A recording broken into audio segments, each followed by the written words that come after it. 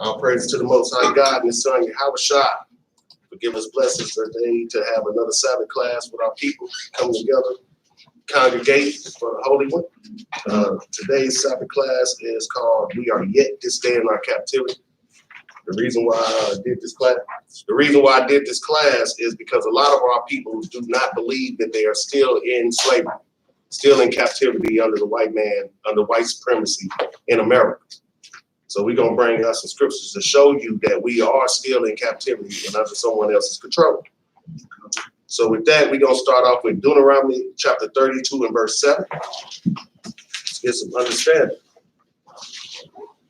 A lot of our people don't like to look back in the day. Oh, y'all still harping on slavery. Y'all still on slavery. Well, according to the Bible, we're supposed to.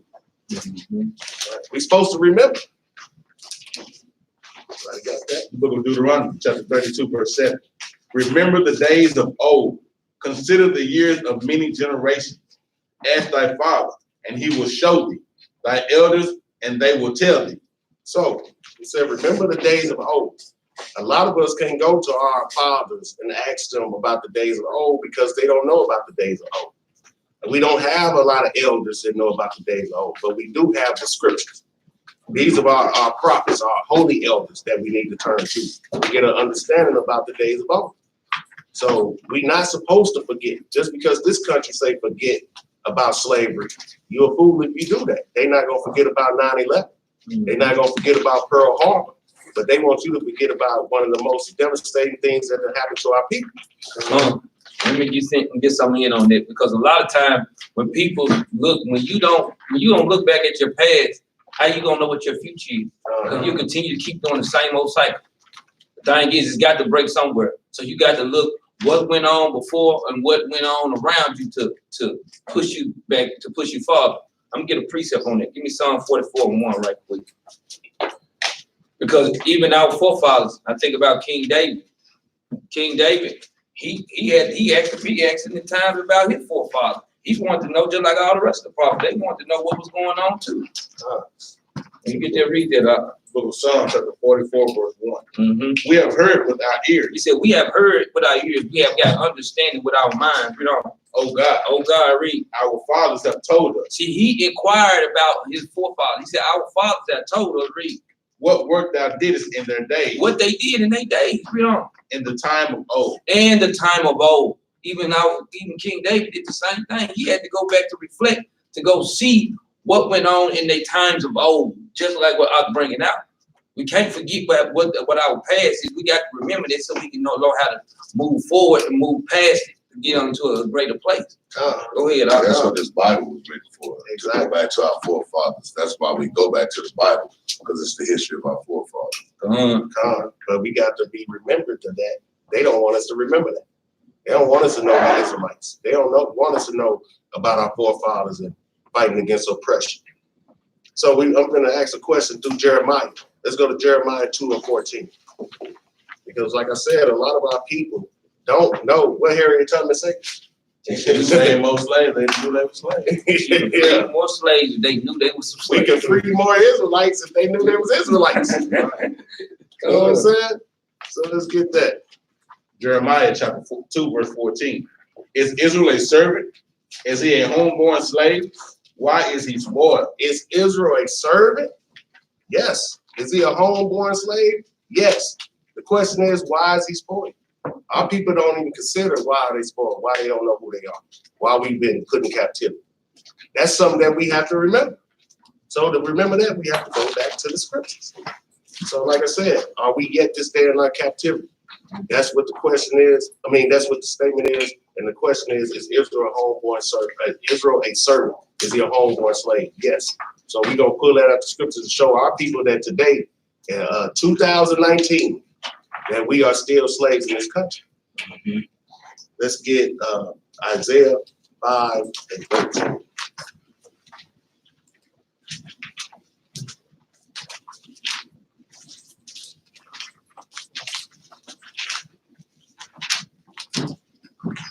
The book of Isaiah chapter 5, verse 13. Therefore, my people are gone into captivity because they have no knowledge, and their honorable men are famished. and their multitude dried up with thirst. Therefore hell hath enlarged herself, and opened her mouth without measure.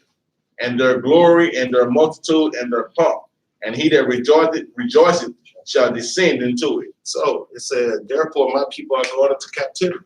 This is during the time of Isaiah, but it still applies today because we have no knowledge of God, no knowledge of self, no knowledge of the commandments. And our people don't understand that they are in hell right now. That's what they want. They want to have paradise here in hell. We can't do that. That's why he told us to bethink ourselves. Because once we bethink ourselves, we would know that we in hell. We would know that this place is not set up for us to succeed.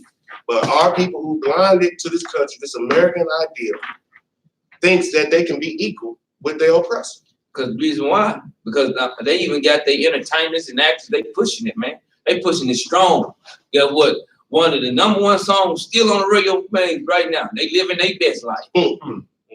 They living their best life in captivity. In captivity. You living your best life in captivity.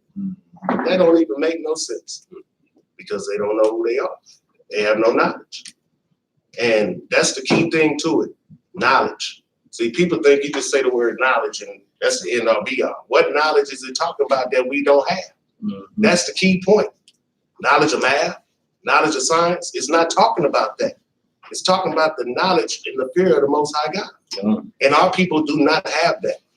When we go out on these streets and we try to talk to our people, they have no fear of God. They want to disrespect us because we telling them what God said because they have no fear and no knowledge. So that's why we thirst. Where it's talking about we thirst. Read that bottom part again. Therefore hell hath enlarged herself. Therefore my people are gone into captivity because they have no knowledge, and their honorable men are famished. A lot of our men have been famished. A lot of them gone. They've been drawn up. Now we just now waking up. We've been having these false prophets out here teaching us. Read. And their multitude dried up with thirst. And the multitude is dried up with thirst. That's why we in the need want for everything we see everybody else got. Thirst. But what we need to be thirsty for is this Bible and these law, statutes, and commandments. But we out here thirsty for everything. And then when we drink it, we realize, oh, I'm still thirsty. Then we go and, well, I can't wait till you get a Benz. Hey, you want a Rolls Royce. Because you're still going to be thirsty. That's what when Yahweh was telling the lady, I'm going to give you water that you ain't going to never thirst again. See, because once we get these law, statutes, and commandments, we ain't got to worry about nothing else. We don't have to thirst no more. We ain't got to be wanting for everything. Yeah, because it's basically to make it in a cultural context. You kill the head, the body will die. You take away the leaders. If the leaders is famished, guess what? Everybody else around them gonna be famished, man. That's basically what it all is going into. You kill the head, your body will die, man. It can't function. Read verse 13 again, right quick, Officer Yara. Therefore my people are gone into captivity. Now hold up, jump down to verse 14. Therefore hell hath enlarged herself. Like I bragging out. So what is hell? Is it this literal place where you go after you die, be set on fire? No, hell is captivity, man. Hell is in the lower state, man. Hell is what we in right now. You know, on the bottom of society. You know, first fire, last hire, man. That's what hell is according to the scriptures, man. And another thing, America makes it, they'll get you a job and have you get your little house. People get comfortable and thinking that, oh, I'm not in slavery no more. I'm done with that. That was them back there. And that's what America does. It'll lure you to sleep. If you're not watching what's going on, it'll lure you to sleep. And a lot of our brothers are asleep because of the little bitty job that they got. I wouldn't give a damn they paid you $100 an hour. I wouldn't care if you was making $1 million a year. You still a slave. Because I guess what? They gonna take your money when they want to. And the most important thing, you do not rise above your race, man. We are only as strong as our weakest link, man. So if one of us in captivity, guess what? All of us still in captivity, man. Until we surviving and thriving as a nation of people, man. What you got, brother Ash? Got a precept. Luke chapter 2, verse 10. Arise ye and depart, for this is not your rest. That's right. Because it is polluted. It shall destroy you, even with a sword destruction. Right on Good point. precept. Read that again. What's the title? Michael, what? Micah 2 and 10. God. And I got a precept for that thirst to go with Captain Maccabees is talking about in John 7:37 and 38. Because like he said, the water that we need to be looking for is that living water. That's right. So it's a In the last day, that great day of the feast, Jesus stood and cried, saying, if any man thirst, let him come unto me and drink. He that believeth on me, as the scripture has said, out of his belly shall flow rivers of living water. so that's the water that we want to get. That's all praise. And that's what a lot of our people is thirsty for. And a lot of our people don't even know that this is the water that it's talking about. You know what I'm saying? So let's get Hosea 4:6.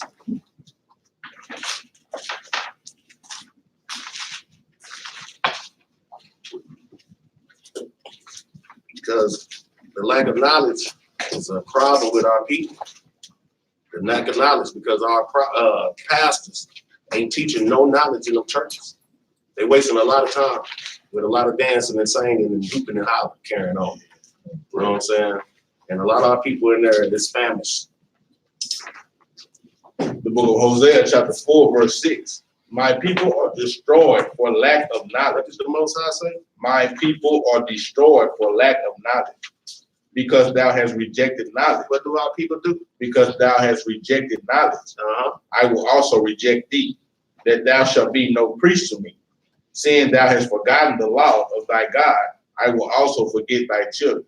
So the Most High said, my people, possession, my people are destroyed for a lack of knowledge. We the only people destroyed for a lack of knowledge itself. That's clear as day. When you can ask any other person on this planet, what's their nationality, what's their country of origin, and things of that nature, they gonna know. But my people are destroyed for a lack of knowledge. Because the main reason is they reject the knowledge of the Most High God. You tell a sister, you know you're supposed to be wearing a dress. It's hot outside. Brother, you know you're supposed to grow your beard out. I gotta cut it off for a job. You know what I'm saying? They just any kind of excuse to reject the knowledge of the Most High God because they want to take it as if it's coming from us. But we got documentation showing this existed before this was here before we existed. So we just reading what was already here. But they act like we making it up as we go. Right. Because they want to reject the knowledge. Then they use that excuse for everything too. They when you say it in the summertime, it's hot outside. When you say it in the wintertime, it's cold outside. Man, come on now. Women back in the day wore all year round, season after season, but now all of a sudden they're a problem. In the cotton fields and everything. Yes. I got a precept that goes along with Brother Maccabees, St. Matthew chapter 6, when he's talking about material things. St. Matthew chapter 6, verse 19 through 20.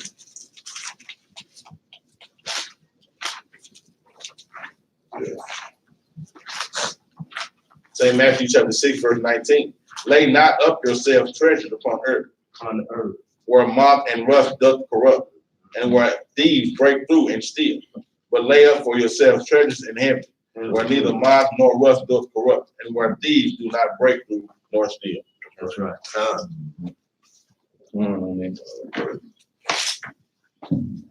Let's bring out Proverbs 1:7. I just want to harp on the knowledge for a second, just for a quick second, because it's a major reason why we're not in a position that we need to be.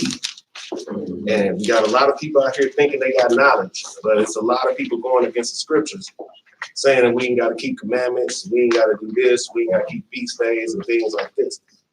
And they swear they got knowledge, but they don't have no understanding. And they obviously don't fear the Most High if you think that that's how it goes. Because in my mind as a father, I don't see how, if you lay laws or rules in your house, you want your children to follow that. But now, in the Most High is our Father. But we got people saying that no, even though it's written that we got to keep the commandments to get into the kingdom, we got to keep the commandments to be saved. They saying you don't have to keep the commandments.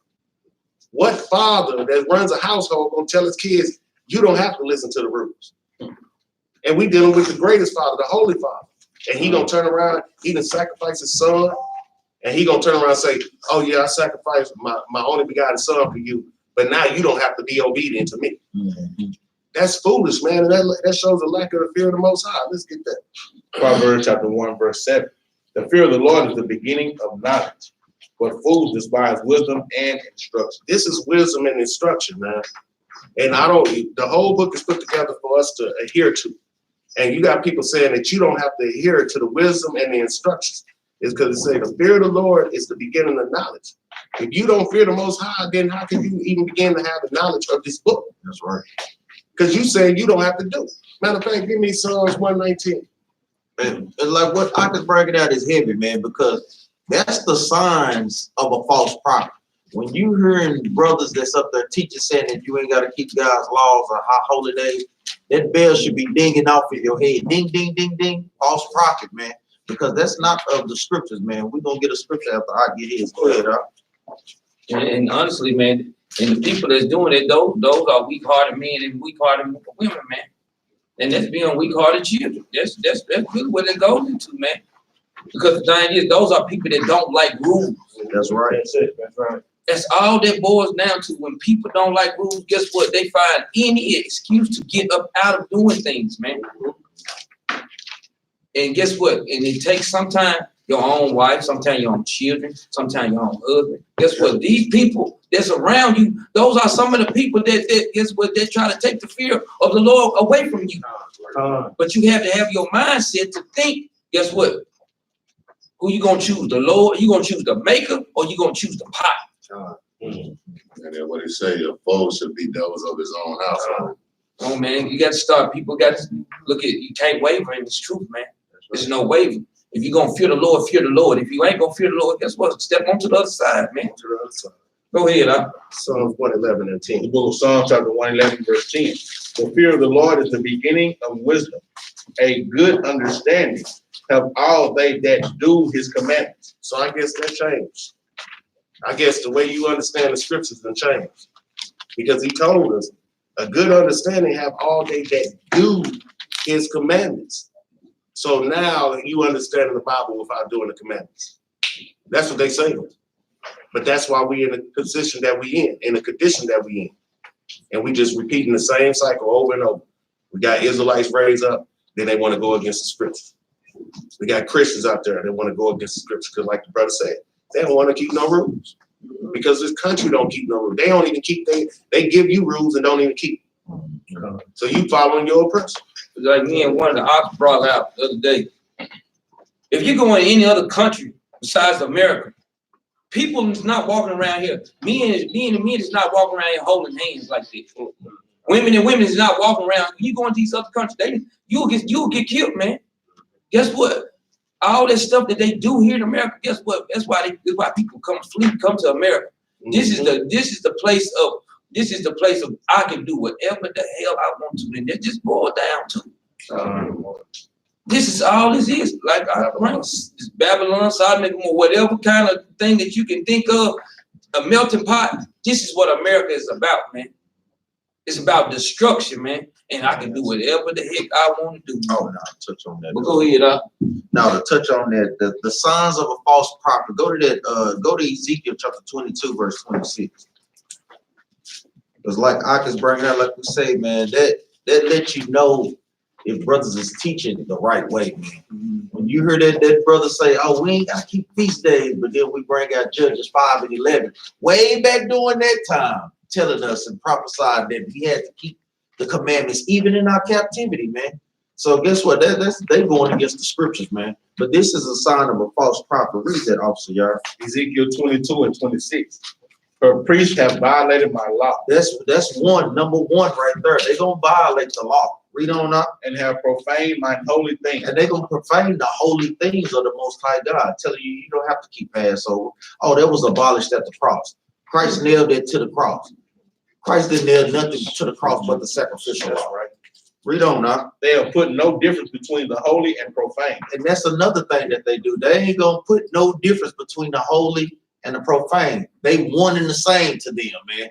But guess what? If we holy church, and that means separate, then guess what? We're gonna do separate things. That's why we keep the Sabbath on this day, the 7th day.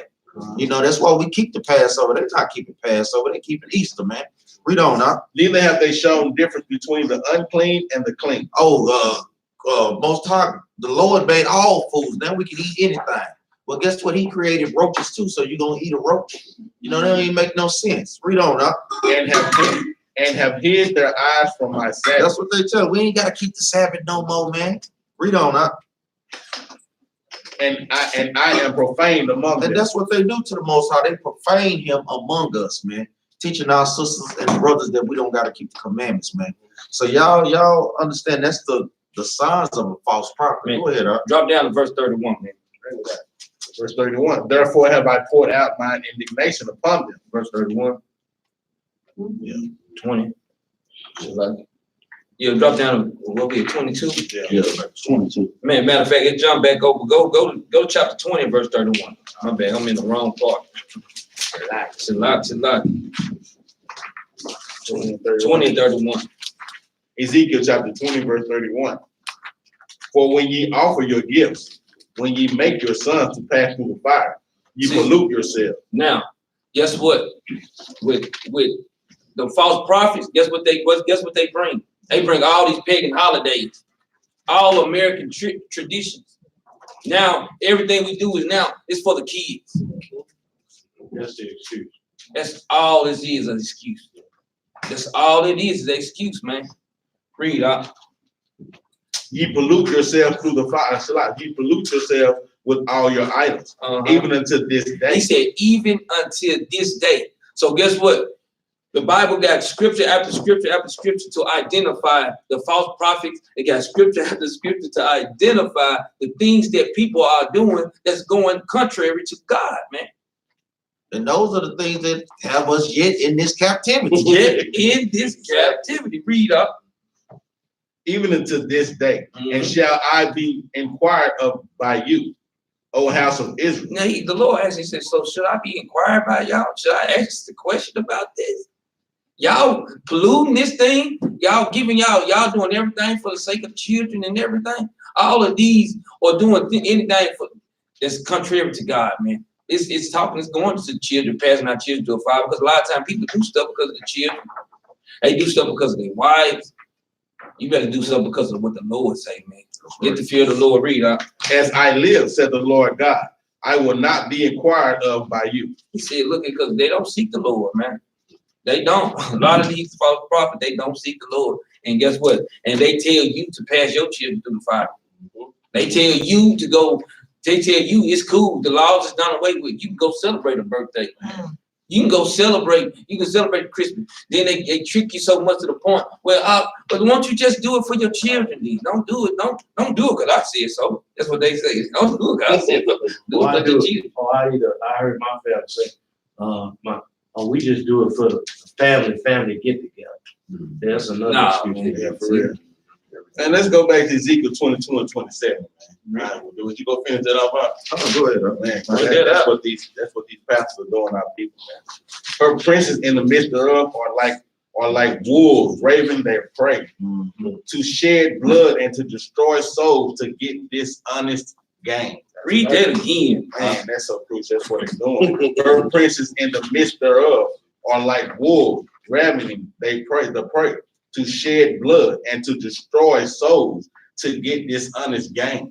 Because you're destroying our people's souls, man, when you're taking them in these churches and telling them, yeah, you can be a homosexual and you're going to make it to the kingdom. Or you can keep sleeping with pastor's sister wife and you married yourself and you can still make it to the kingdom. Oh, just put $28 in the plate.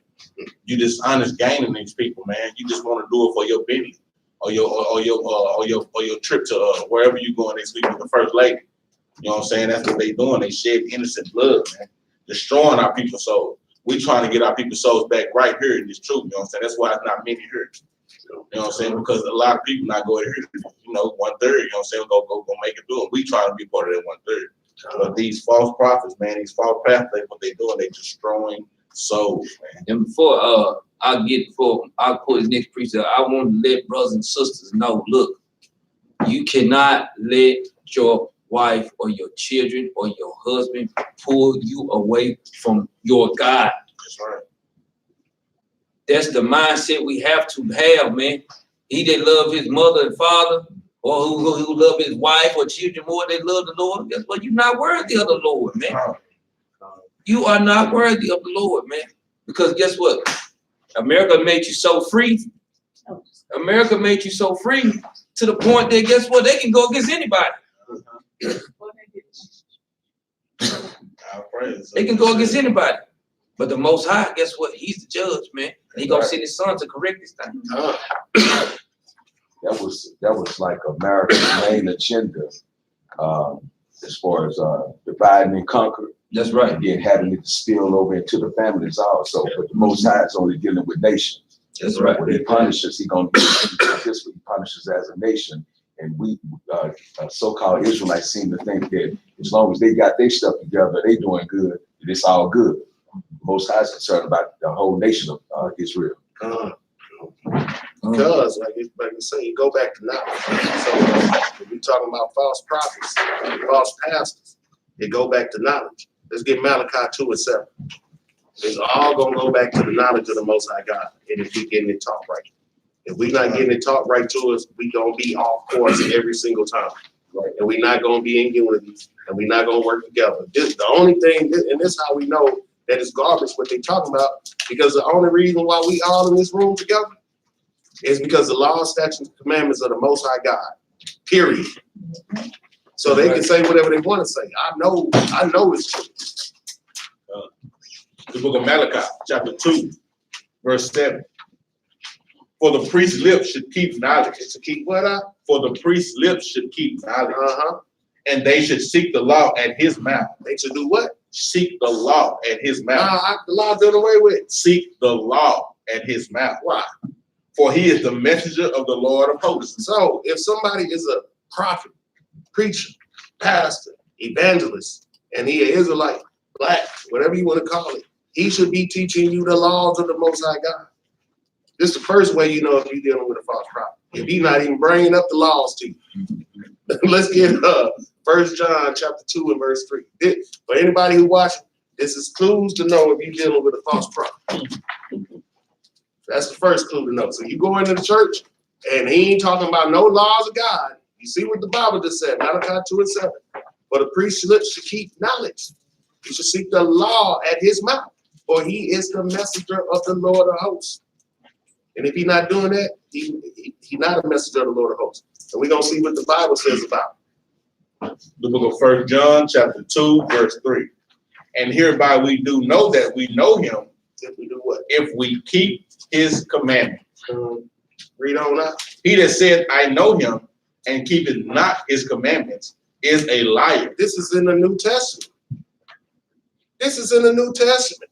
So if you say you know God, then he said you should be keeping his commandments. If you say you ain't got to keep them, then you are a liar if you acting like you know the Most High God. This is what I don't understand. It's clear as day. Keep reading up. And keepeth not his commandments is a liar, and the truth is not in him. Read on. But whoso keepeth his word, in him verily is the love of God perfected. Hereby know we that we are in him. So anybody who watches, this is how you know if your pastor is a messenger of the Lord of hosts. Check them 2 scriptures out. If he's not adhering to that, he's not. No one who says they dealing with the Most High is of the Most High if they not willing to keep these law, statutes, commandments. Because that's how we have unity. That's how we get into the kingdom. That's how we do everything. Piggyback on that, it said, is a liar and the truth is not in him. What is the truth? So I'll pray Psalm 119 and 142. Come on, You know what man. I'm saying? The It Bible, goes back to the law. It's Exactly. always reverse back to the law. it's gonna go right back. We ain't doing nothing but cycles. We in the cycle of something that we've already been through. That's why we can go to the scriptures and see everything that's in there happening today. So how we done been in 7 captivities, and now all of a sudden we ain't got to keep no commandments. Oh, then they want to play semantics when they act like the law. Give me 1 Kings 17 and 37, because they want to play semantics. The laws, the commandments. Now they don't know definitions of words. Well, the laws, statutes, commandments, and the ordinances are the same thing. If you look up the definitions, it's orders. And these orders come from the heights.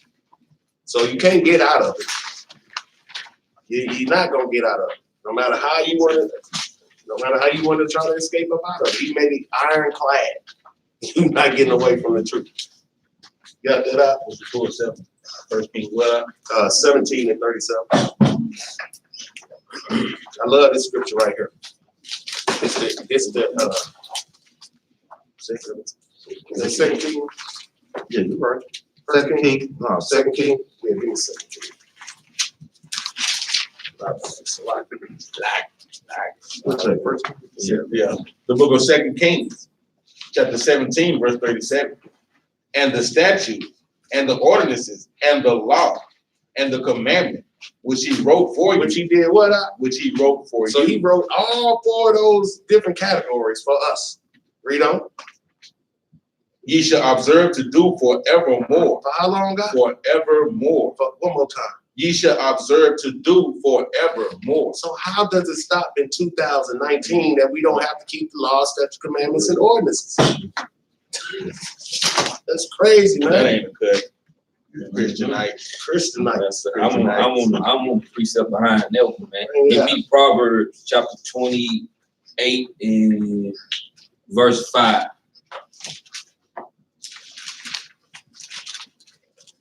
I just want a quick precept on it. The book of Proverbs, Go to verse 4. chapter 28, verse 4. Mm-hmm. They that forsake the law praise the wicked, but such as keep the law contend with them. See, read on. Evil men understand not judgment, but they that seek the Lord understand all things. See, the thing is, man, that's us, man. We seek the Lord. That's why we can understand the Bible. That's why the Bible come to light to us. This is how they keep you out of the truth. This is how they keep your mind from the Lord. They tell you don't keep the laws, so the understanding won't be there. Now they can feed you anything. Now you believe it. But once you keep those laws, they can't feed it to you. That's the whole trick of the game. You keep the laws, you can understand. But if you don't do it, they can feed your mind anything and take you anywhere. If you go down to 9, it's even worse. Keep reading from where you're at. We got to go on down. Verse 6. Better is the poor that walketh in his uprightness than he that is perverse in his ways, though he be rich. So it's better to be in the state that we get in and keeping these commandments than to be rich and not keeping these commandments. But that's what our people want. They rather be rich here, sell their soul here. And I believe a lot of them know they selling their soul too. They just I'm just gonna cash it in right now and not even worry about later on. Well, that's foolish according to the Most High. Read all that. Whoso keepeth the law is a wise son. What do you say? Whoso keepeth the law is a wise son. But he that is a companion of righteous men shall riders. Men shameth his father. Read on. Verse 8, he that by usury and unjust gain increaseth his substance, he shall gather it for him that will pity the poor. He basically is going to extortion. Yeah. You know, he that turneth away his ear from hearing the law, what the Lord says is going to be. Even his prayers shall be an abomination. His prayers will be an abomination. And precept is in the New Testament too, John 9:31. If y'all want to write that down. Bring it out. Go ahead up. Let's get Deuteronomy chapter 28. Something that we are very, very familiar with. Because like we said, the name of the class is We Are Yet to Stay in Our Captivity. A lot of our people, they dumbing our people down so much that they putting in the history books that we was in indentured servants. They actually tell them that we wanted to come over there. Yeah, we gave ourselves. That's what I said. We gave ourselves, and then some of our people don't even think we came over here in slave ships. Yeah. They don't know it. Yeah, this is the condition. Or they want to say that everybody went into slavery. Everybody went into slavery. They cannot see that we are the only people that endured this stuff, and everybody else just living deliciously off the backs of the blacks. It's something else I noticed too, that how many of the young people that we encounter when we out there, when the question is asked, you know, what your nationality is and how did our ancestors get over here, they don't have a clue. Not a Yeah, they They don't don't. have a clue. Because I asked that question Last last night. night. So that means that, in the education system, they cut that out. They don't Right. want them to know that they were the people that were brought over in captivity. And you know what? Because for the priest lips to keep knowledge, not the school teacher and a DISD. God, That's what we felt. If we trusting in them the teachers, we already done lost. Yeah. We supposed to teach. That's why we supposed to have our priests that's adhering to the commandments. It's a cycle. He gonna keep us in this cycle till we do what we supposed to be doing. That's right. That's why it don't make no sense for us not to keep the commandments, because that's how we got in this condition. That's the point right there. That's right. If we want to get out of captivity, what must we do, man? Keep the commandments. Man, look here. It's simple. Simple. Reverse the roles. That's it. Right. Hey, if you want to go outside and play, stop acting bad. Simple as it. That's it. That's what he telling you. Y'all want to go outside and play? Do what I told you to do. Go wash the dishes. Hey, clean your room up.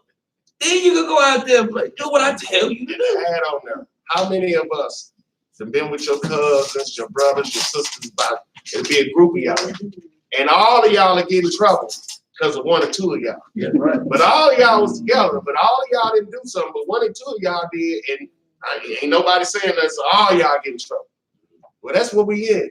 That's right. All of us may not have did something, but the whole nation in trouble. That's right. And see, Negroes want to go, well, I got mine, you get yours. I ain't worried about that nigga. Da-da-da-da. Because that's how the white man condition us to be through Willie Lynch and slavery. Individualized. Individualized. Because then they'll say, well, I know some good white people, and they didn't do that to us. Yeah. Well, guess what? It's the same way with them. They go out to give account for what they forefathers did to them. So they ain't good. I ain't trying to hear you. People want to say they love God, this and this and that. But they don't want to believe that he a just God. They want him to be just for them. Right. But as soon as it ain't just, what kind of God allow this to happen? The one who whooping your butt right now. Right. What kind of child gonna misbehave with their father? What about that part? And I brought up a good point last week. Look, if a mother or a father or mother whoop their child, does that mean you hate your children? No. That do not mean that you hate your children. It mean that you love your child. If my son has got a key and he want to stick it in the socket, does that mean, and I whoop it, but does that mean I hate him? No, that means that I love him enough that I don't want you to do this for you because you're gonna die. Right. That's what the Lord is doing to us. He loves us this much that he got to whoop us so we won't go fall to these other nations, so we won't go back to keep doing it, but we won't go back into the pit that we in right now. He loves us that much that he got to whoop us so we can get up out of this condition, man. Don't the scripture say, envy thou not the oppressor and choose none of his ways? Well, they don't whoop their children. Man, They don't whoop their children. So they don't understand this right here. Our Father whoops us. That's right. That's in Hebrews chapter 12, 5 or 6. We gonna get taken care of, whether you like it or not. But they don't whoop there. And our people want to take on them customs. And then look how them kids act. Man. They out of order. Because you don't want to punish them. You don't want to discipline them. Oh, just let them be free. Let them live their life. Then you go in and shoot the school up. Yep, exactly. Because you ain't watching them. You ain't watching, or they did get killed by a gang, or they in a gang. You don't know what something they did. You don't know what they doing. Why? Because you failed from the jump. But our Father ain't gonna fail us. Right. see them bad children in the grocery store, you be like, man, I'm gonna Target, but because that's what the Most High doing to us. Man, look, I can tell you, me personally, I got a person.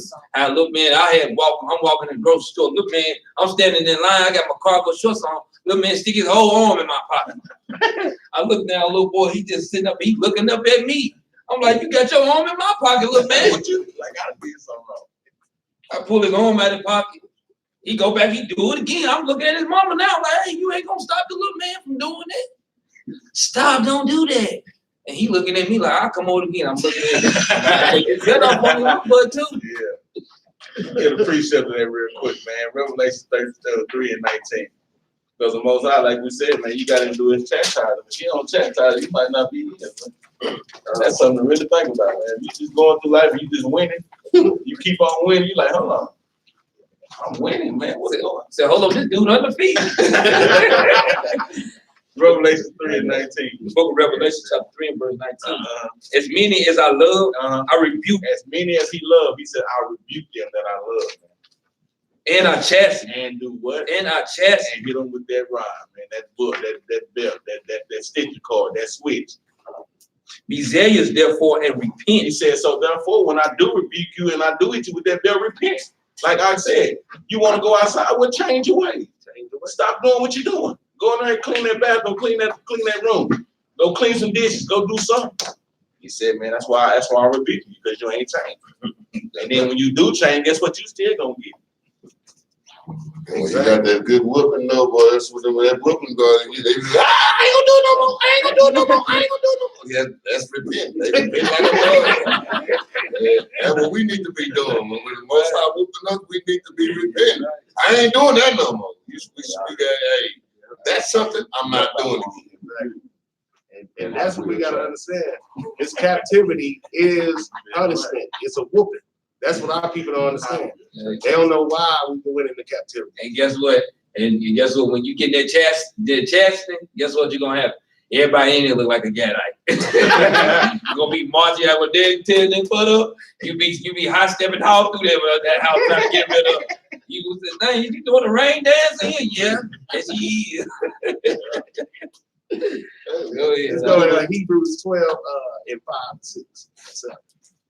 Because we're getting chastised right now. We ain't supposed to be in paradise right now. That's right. We ain't supposed to be on top of the world right now. We getting chastised and get back right, so he can get his portion back the way he want to be. It ain't gonna be everybody. Got that? Hebrews chapter 12, verse 5. And ye have forgotten the exhortation which speaketh unto you as unto children. My son, despise not thou the chastening of the Lord, nor faint when thou art rebuked of him. So right now, we not despising the Most High for chastising us, because all of us know before we came in this truth what we was doing. Yeah, I'm not despised. I thank the Most High for straightening me up, man. You know what I'm saying? Read on. Hold up, that nor faint. When you get tapped a little bit, don't fall out the truth. You get a little tap, man. A lot of times, brothers and sisters, they fall all out like you just done beat them to death, man. But guess what? That's what that is going into, man. When you get chastised, don't fall out the truth, man. Because Most High doing that to build your spirit up. right. A lot of times people don't understand that, but that's what that's going on, man. He's building your spirit up, man. So you have to endure chastisement. Go ahead, For whom the Lord loveth. For whom the Lord what? For whom the Lord loveth. Oh, like this what kind of guy to do such thing? Read on up. He chastened and scourged every son whom he received. He gonna discipline every son. So if you're not getting no chastisement, you should be worried. Like the brother said, if you keep winning and you keep winning and you keep winning like Esau, you might want to be worried. That's right. Because that ain't not saying you can't win, but it's the way you win. You know what I'm saying? You got to give something up in this Babylon to win. And the thing is, just like if somebody's sitting around here and they smoking weed every day and you study winning, and you know you don't supposed you in the just say when you in the truth, you know better. You out there whoremongering, and you constantly keep doing this, or you constantly keep committing adultery, and you study winning, you just might not be his. That's just being honest. You just might not be his, man. Yeah, sometimes you gotta think about it, man. Just think about it. If I did enough to be getting these blessings, man, For real. that's a problem, man. I'm telling you, it's a real problem. I know I got whoopings coming back from 2009. I know I'm still waiting on chastening. You know what I'm saying? That's what we gotta think about, man. Read on that. Let me get you already finished that. I'll get it after you finish that. Verse 7. If ye endure chastening, God dealeth with you as with sons. For what son is he whom the Father chasteneth not? Read one more. Verse 8. But if ye be without chastisement, whereof all are partakers, then are ye bastards and not sons. So if you be without chastising of this nation, because all are partakers, but if you happen to be part of this nation and you winning, then are ye bastards and not sons? Man, look, go jump on verse 7 right quick for Maccabee. Read that verse 7 right quick. If ye endure chastening, He said, if you endure chastening, read. God dealeth with you as with sons. Because guess what? Like I said, when you get a little tap in this truth, guess what, man? He dealing with you as he did with his son, man. You just got a little tap. Don't fall out the truth, man. You just got a little love tap. Read on though. For what son is he whom the father chasteneth Now, not? if America's teaching you, guess what? You can't whoop your children, then it's something. Guess what? America is the bastard. Right. And if you follow along with them, you are the bastard too. Because what father gonna let his son go over and stick like I was just bringing out here? What father gonna let a son stick a knife or something in a socket? Then he gonna be dead at the age of 3. Now he died before you. I don't want my children to die before me. I don't think the Lord designed. He doesn't design it that way for us to do it. But I mean, just so happens the Lord do it. He does it because we don't know God's plan like this. But read the next part though. But if ye be without If chastisement, you be without chastisement, read on. whereof all are partakers, Because all of them do partake in this thing. Read on. then are ye bastards and not sons. Because guess what? And if you ain't chastising your children and stuff like that, or you ain't getting chastised, you might be the bastard. Or guess what? You might making your children become bastards too. Go ahead, up. Praise. I just want to pull that, I pulled it before. Second Maccabees, 6 and 12.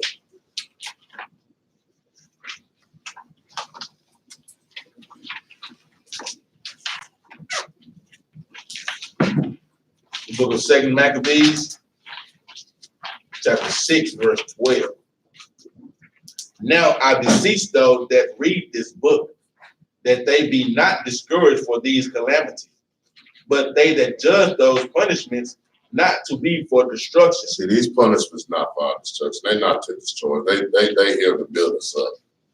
But slavery was here to build us up, not to destroy us, because we still here as a people, as a nation of people. We still here. So a lot of this stuff we're going through is not for our destruction. They to build us up. Go ahead. Not to be for destruction, but for a chastising of our nation. For, you want 13? Yeah. For it is a token of his great goodness. It's a token of his great goodness that we get chastised. Go ahead. When wicked doers are not suffered any long time, but for which punished. See, a lot of us, it's a token that we get punished every time. Otherwise, we have sin stacked on top of sin, stacked on top of sin, stacked on top of sin. And when that judgment comes, that bucket, we gonna get towed up for all of that.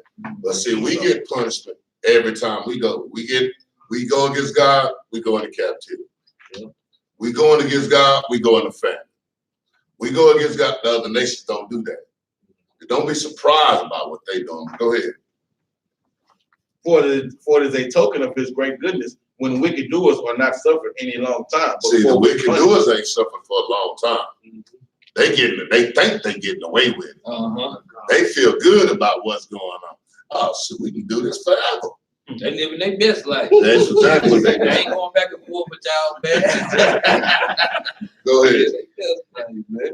For not as with other nations, whom the Lord patiently forbear to punish. See, he forbear to punish them because they bastard children. They ain't my children, but I'm gonna get them at the end for messing with my children.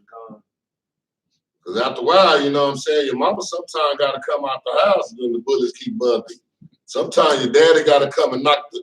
I don't give a damn kids. My kids come there trying to leave you alone. You bullet. After a while, forget that. My kids can't handle it. I'm gonna handle this situation. And that's what the Most High gonna do with us.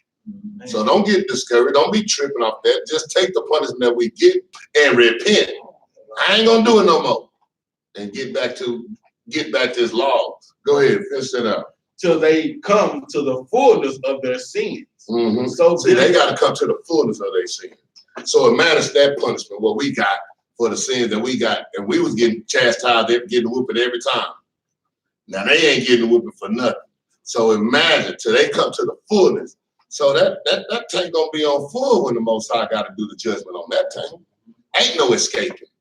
Ain't no when he repent. Ain't none of that. That tank gonna be on full when he come and do his judgment on them. So we ain't got to be tripping off that. We just got to be doing what the Most High tell us to do. And because we know now from reading this, ooh, they gonna have. If we went into slavery, if we was getting murdered in the streets, if we was getting hung on trees, what you think gonna happen to them? And they going to, and that's, ours wasn't even full. We just get a quarter taken, we in trouble. We in trouble. So, and we was getting some bad punishments. So what y'all think gonna happen to them when they take on full and the judgment come down? That's why he said they gonna be for stubble. Right. They gonna be on full. Finish that out and you can go back to work. That was it. Okay. Fullness of the sin, so dealeth he with us. And that's so dealeth he with us. Go ahead, finish the next, go to the next one. Let me have 15. Oh, go ahead. Verse 15. Lest that being come to the height of sin, Mm-hmm. afterwards he should take vengeance of us. Mm-hmm. See y'all see that? They gonna take vengeance of us after they come to he wait till they get way up here. Now I'm gonna take vengeance on. Go ahead. No, that's it. That's all you got. That's going to let me practice class. All right, let's get all praise to the brother. Let's get Baruch chapter 4 and verse 4.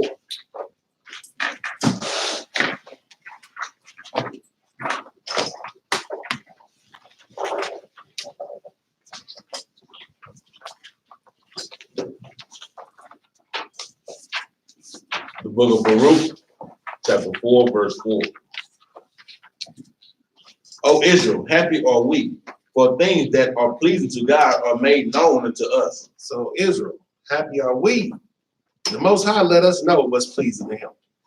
He let us know a long time ago. It's right in the scripture. And we made a covenant with him in Deuteronomy that we would keep those things to make him happy. But he also gave us curses that if we don't. Deuteronomy 28:15. You know what I'm saying? Read on. Be of good cheer, my people, the memorial of Israel. Read on. Ye were sold to the nations, not for your destruction, but because ye moved God to wrath. You were delivered unto the enemies. So our people don't understand why we went into slavery. We moved the Most High to wrath because we went against his law, statutes, and commandments. So he put us in slavery. Read on up. For ye provoked him that made you. We did what? For ye provoked him that made you by sacrificing unto devils and not to God. So that's the same thing we doing today. They worshiping white Jesus, Christianity. They got our men and women homosexual out. Got all these lesbians and gays running around. What? Come from the church, man. That effeminate spirit, making our men soft, making our women think they stronger or equal to the man. You know what I'm saying? And so we sacrificing to devils every time we go into the Sunday morning church to worship white Jesus. We still doing it. Islam, still doing it. If a black man going to Buddhism, same thing. And the thing is, y'all gotta watch how they do sometimes when y'all watching y'all TV, because I was watching something the other day and they was showing these people talking about, oh man, thank you, Black Jesus. Now they making a mock of Black Jesus. Oh yeah, yep. Y'all got to watch those things, man, because they doing all kind of stuff to take your mind away from your God, man. Everything is set up to keep us into captivity, man. They poster boards, they billboards, they signs, they schools, they laws, they streets, they corners. Every way you turn is designed to keep us in captivity, man. And even the title just saying Black Jesus, that's a mockery, man. Because we know in the scriptures Christ is black, man. So even when they saying that, he start playing the little Jedi mind tricks on brothers and sisters. Just to see who can catch it. Yeah. Just see who gonna rise up to say something. That's what they doing. It's just like if you take, have you seen the black dog, white dog? Y'all ever seen that test? They got the two children in there. They bring a whole bunch of black children in there, and they bring a white dog, put a white dog on the table, put a black dog on the table. They said, which one you want? And every one of the black children choose the white dog. They said, why did you choose it? Oh, because it's pretty. Well, why you didn't choose the black dog? Because it's ugly. Wow. And show you the oppression that we in.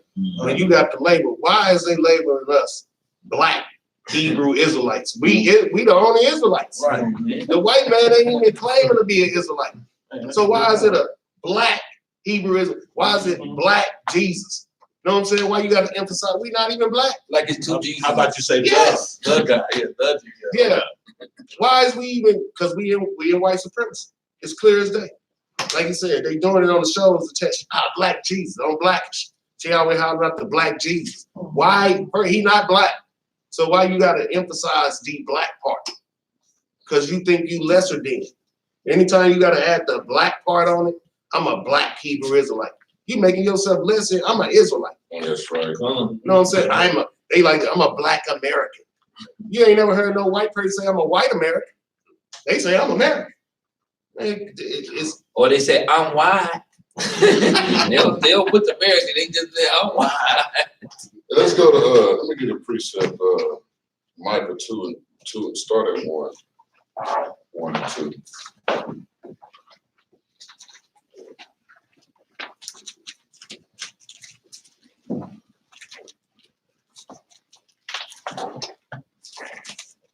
You said 1. Yeah, 2 and 1. 1 and 2. 1 and 2.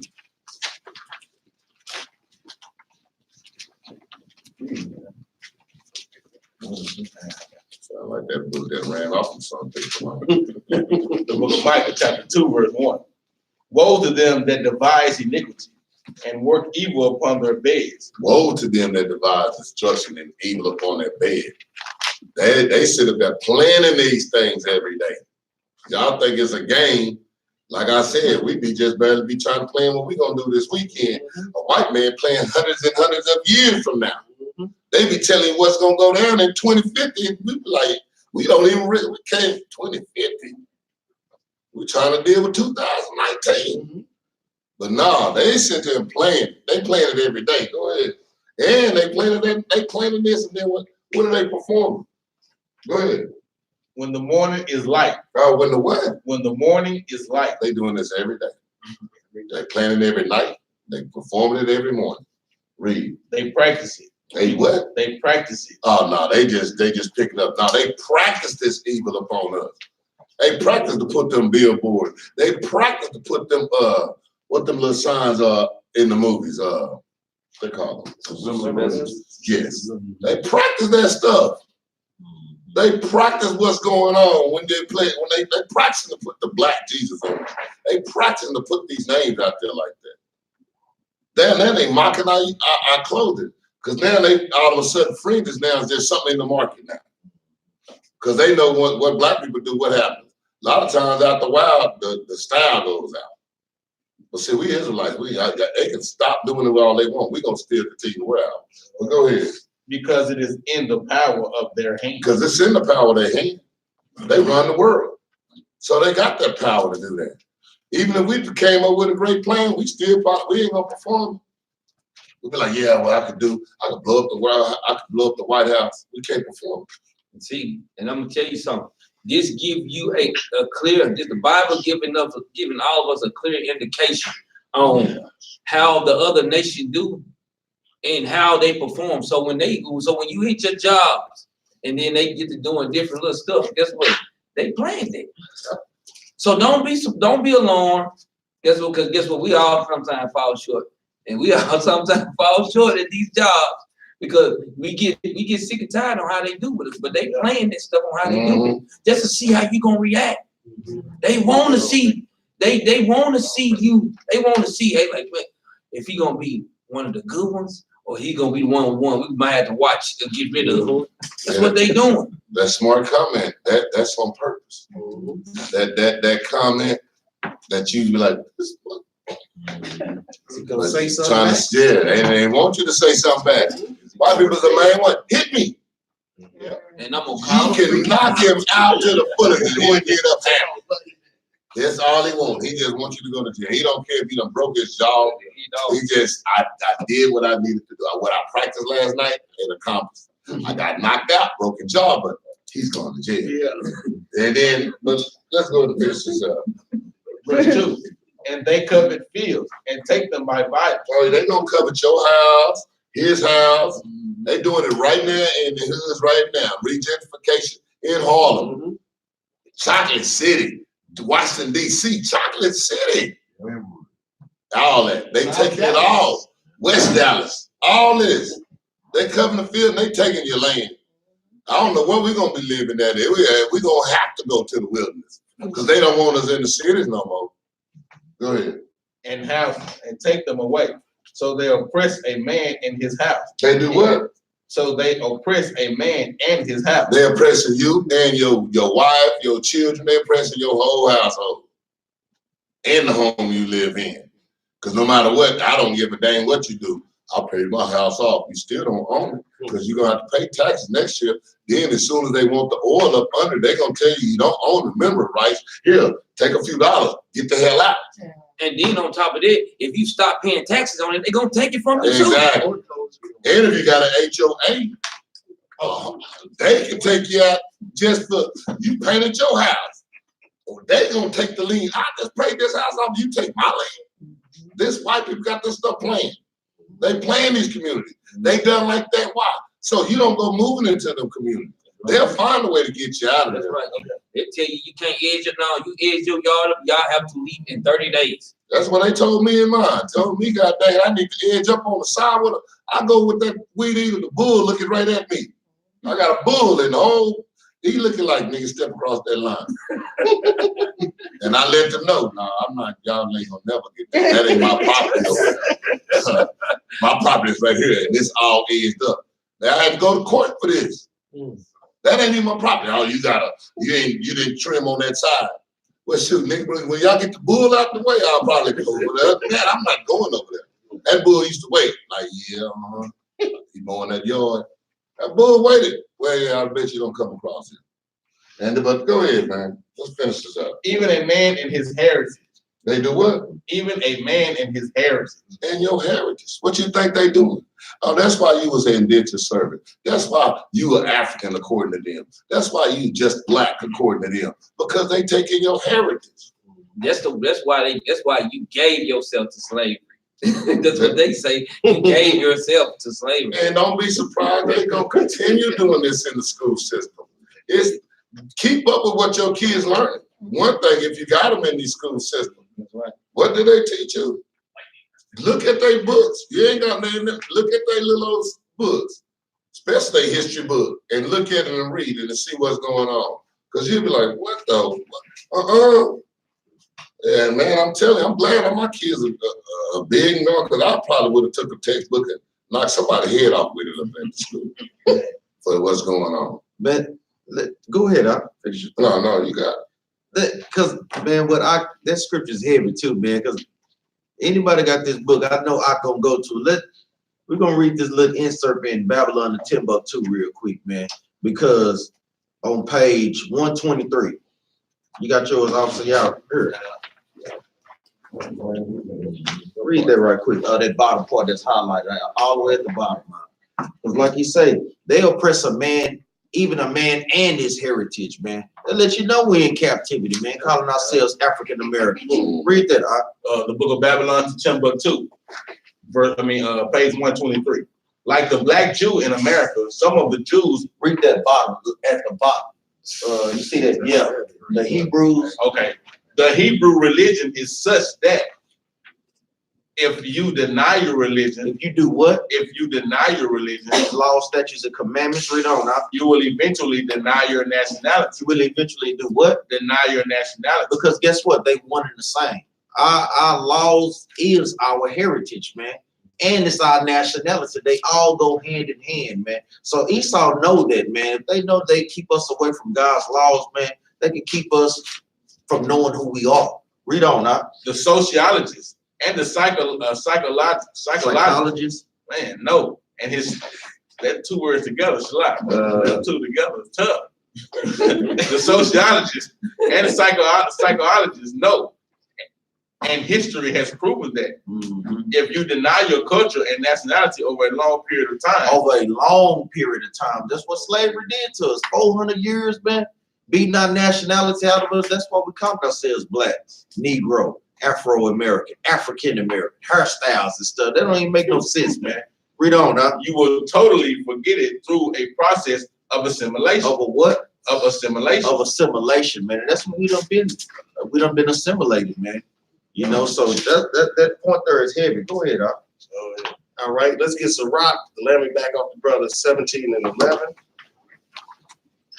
Because that's a great point, right? That's an excellent point right there. And it's in the scriptures that our heritage and our religion is All in one. Book of Sirach, chapter 17, verse 11. Besides this, he gave them knowledge and the law of life for inheritance. The law of life for inheritance, like the brother just brought out. So you take that law away from us, you done took our heritage and our culture away from us. You done took our God from us. And they knew this thing, man. Let's go to it's Psalms 83. And I wanna read a little piece out of here right quick. I probably won't. It's about assimilation. It's from the West Africa under colonial rule, talking exactly about what the brother just brought out, because their whole thing is assimilation. That's all the white man ever want everybody to do is assimilate to him. He don't want you to come over here and do your culture. He wants you to drop that and come do what he doing.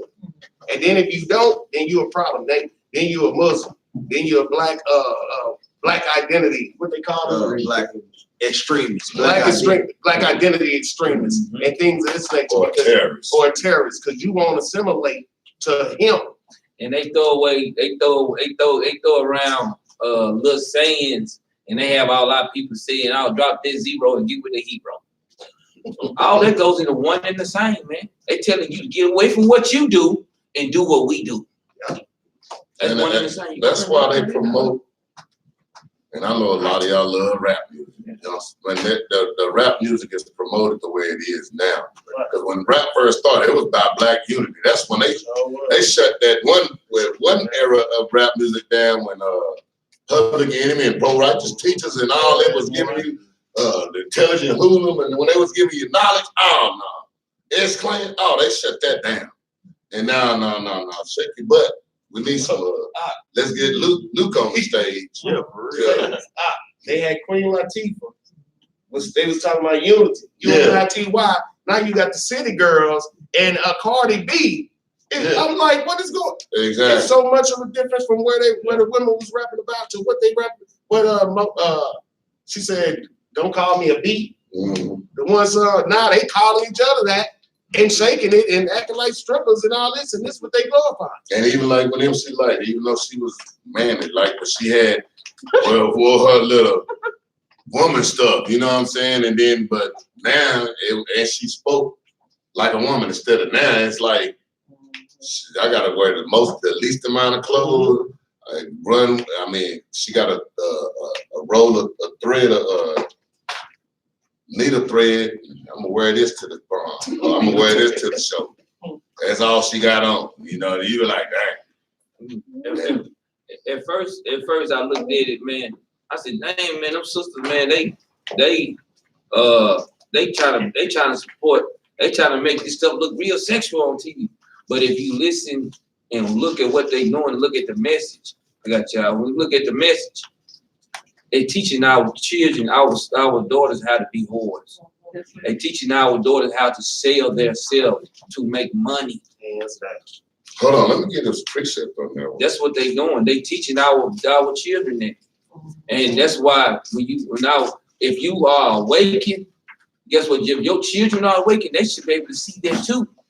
If your wife is awakened, she should see it. If your husband is awakened, they should see it. If you are awakened, you should see, like, dang, what is the message behind what people doing? See, because a lot of times people put things in your face and you can't even see it. It's just like a woman, she cheat on her husband, she cheat on her right in front of his face. He'll never see it. But if you break your rank, guess what she'll do? She got enough sense, she'll look at what you do.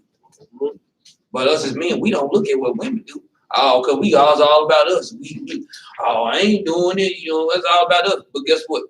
If you one of them people that you even got any kind of mindset, I always thought outside the box. You do anything, I see it. Don't nothing better move around me. That's why my mindset back when I was in the world, don't nothing better move around me but the money. But guess what? Now my mindset, nothing better move around me but the Lord. So if you got your mindset like that, guess what? When you see anything you see, it should be an antenna. Dang, what's that? It should be an antenna to you.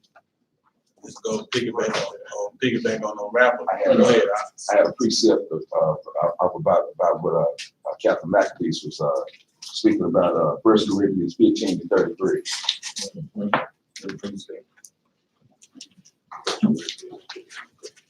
The book of 1 Corinthians, chapter 15, verse 33. Be not deceived. Evil communication corrupt good manners. Going on it. It's all evil communication. Yeah. Let me show you something right quick, what our people have gone into. Sirach chapter, let's just start at 8. 10 and 8, I'm sorry, Sirach. But I want to go to from 10, 8, and 9. Sirach what? Sirach 10, 8, and 9. The book of Sirach, chapter 10, verse 8. Because of unrighteousness and unrighteous dealings, injuries and riches got by deceit, the kingdom is translated from one people to another. See, that's what the thing about it. We selling our soul to get a part of their kingdom. We selling our soul. That's what the rap music, the music industry, the movie industry. Our children out running on these streets, dope dealing. We selling our soul to get a piece of their kingdom. Go ahead. Why is earth and ashes proud? There is not a more wicked thing. More. There is not a more wicked thing than a covetous man. They covetous man. They coveting everything that these people come out with all that. We coveting everything. I got to have an iPhone, even though that mug gonna be old tomorrow. I get the 10 today. They on 12 tomorrow. But we gotta go. I gotta get it. I just paid $1,000 for this. I need another $1,000 because they brought another one out. We gotta keep going after. Keep going after. And let me show y'all something. Because y'all heard about what they do to the Illuminati rituals, right? Yeah. And they, all them rappers, what? Giving up, turning up, bent over for these white men. Don't think the most I didn't know this. Read that. For such an one setteth his own soul to sell. See, they selling their soul to sell. Let's see what else they do. Go ahead. Because while he liveth, he casteth away his vow. He do what? Casteth away his vow. He cast away his vow. They doing this. The Most High knew what Illuminati people was gonna do. They giving up their butts. See, y'all think that's exactly what they're saying. That's what they're saying. See, because everybody thinks that this ain't this. He knew this, And guess what? and we up there like, ooh, it's a secret society. No, ain't nothing secret when you got this Bible. When you go in this Bible, they ain't got nothing secret holding on. We know what you're doing. We know everything they got going on. That's why we tell them rappers, man, I know what you're doing. You got rappers who left out of there because of these things. Yeah. Because no, I don't want to be a rapper. They wanted to be a rapper all their life till they realize I gotta do what? See, at first, rap music back in the 80s was education. You had brothers like KRS-One. Yeah. Knowledge reigns over a supreme over everyone. He had songs like Self-Destruction. Letting us know, man, we heading to self-destruction. What we doing, we killing ourselves. You know what I'm saying? But then they seen that, hey, we can use these Negroes to their own to self-destruction, give them a little money because everybody want to rap now. Now we're going to make them do what we want to do. Now we're going to have them in Illuminati. Why do you think they put all the money behind NWA? That Jewish man came out with a whole new category, gangster rap. We got to get these sons back off of that education and back in them, killing each other. And then you look at them being so gangster, but if you ever seen them people in person, you ever seen them how they talk, they effeminate is all outdoor. You talk to Dr. Dre, Ice Cube, all of them, guess what? They effeminate than a mug. Watch that, how they look at their mannerisms on the interviews. They can't even sit still. They so twitchy. I'm talking about, look at they try to be a woman, you know how a man try to be a woman, they go extra to try to be that woman. Of a woman try to be a man, she try to be extra try to be that man because you're not that. You ain't gonna never be able to be that. I was in denial on that Tupac boy, and I seen that Tupac interview, and he was just defending. I'm like, yeah, it's the same thug. Must be something different now on this interview. Yeah, I don't know what this is, but he was all feminine later. I'm like, what the doing? He didn't get up right out till later on. A couple of years later, now he thugging, man. I'm thugging. You got a tattoo on the chest. You was giving up that file at that time. I know when you was giving up the file. You showed it. And that's what's going on, man. I'm just trying to warn you, man, y'all children, stop them from listening to this bull crap, man. I understand this music sound good and all that. They got to stop that. Because what they feeding themselves, and then you try to put this word in, Man, they not getting they feeling their flesh, then they feeling their spirit. Man, they gonna have a harder time in life because the flesh is getting fed all this garbage. I saw this documentary once, and it was about the old school rap versus this gangster rap, and what they did. It was all a devised plan. What they did, they had all these record executives and producers and everybody. They met at this compound out in Thousand Oaks, California. Everybody came out there. And when you came in there, they told everybody what they was doing. They were investing in penitentiaries. They were gonna build all these penitentiaries and invest in it. In order to make good on their investments, they got to fill these penitentiaries up. Right? So then what they did, they said they weren't producing no more positive rap no more. That's where the wave of the gangster rappers came in at. So you know what they did? They put people in the graveyard, and the penitentiaries are filled up now, and they still build. I did some of them, a lot of my dirt because of got fired up off a rap song. We used to be sitting there, and I'm talking about we used to be drinking and smoking, man, play gangster, man. We throw the guns in the car, roll out looking for somebody. Hey, I wish you'd get out. We do that. We didn't realize how much an influence this had on us. But a lot of my homies, I didn't get caught. But I got a lot of homeboys dead and gone because of this same thing. Sitting at the house, get fired. You can't tell me that music don't fire you. Hey, go look at the church tomorrow. Go into the church tomorrow and see what music do. When old Johnny Sweets get on that organ and get to playing that organ, that's the Holy Ghost in the church. The Holy Ghost they talking about is the organ player.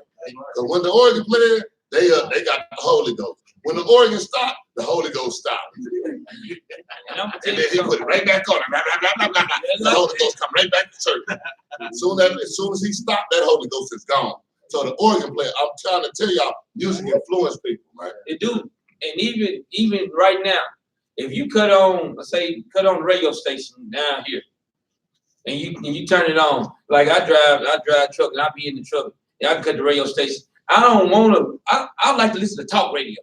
So if they play music, I'm riding down the road, wait for the music to come on. They say, no, I'm singing this song. Mm-hmm. I really wasn't even paying no attention, but now guess what? I'm singing this song. Mm-hmm. It gets in your mind. And they play it 2 million times a day. Yeah. Mm-hmm. That's how you know they trying to put it in your head. You have been not like the song, and then like, hey, I know this song. But you like it. Yeah, exactly. They play it over and over, and you hate it. And you be like, I know the words.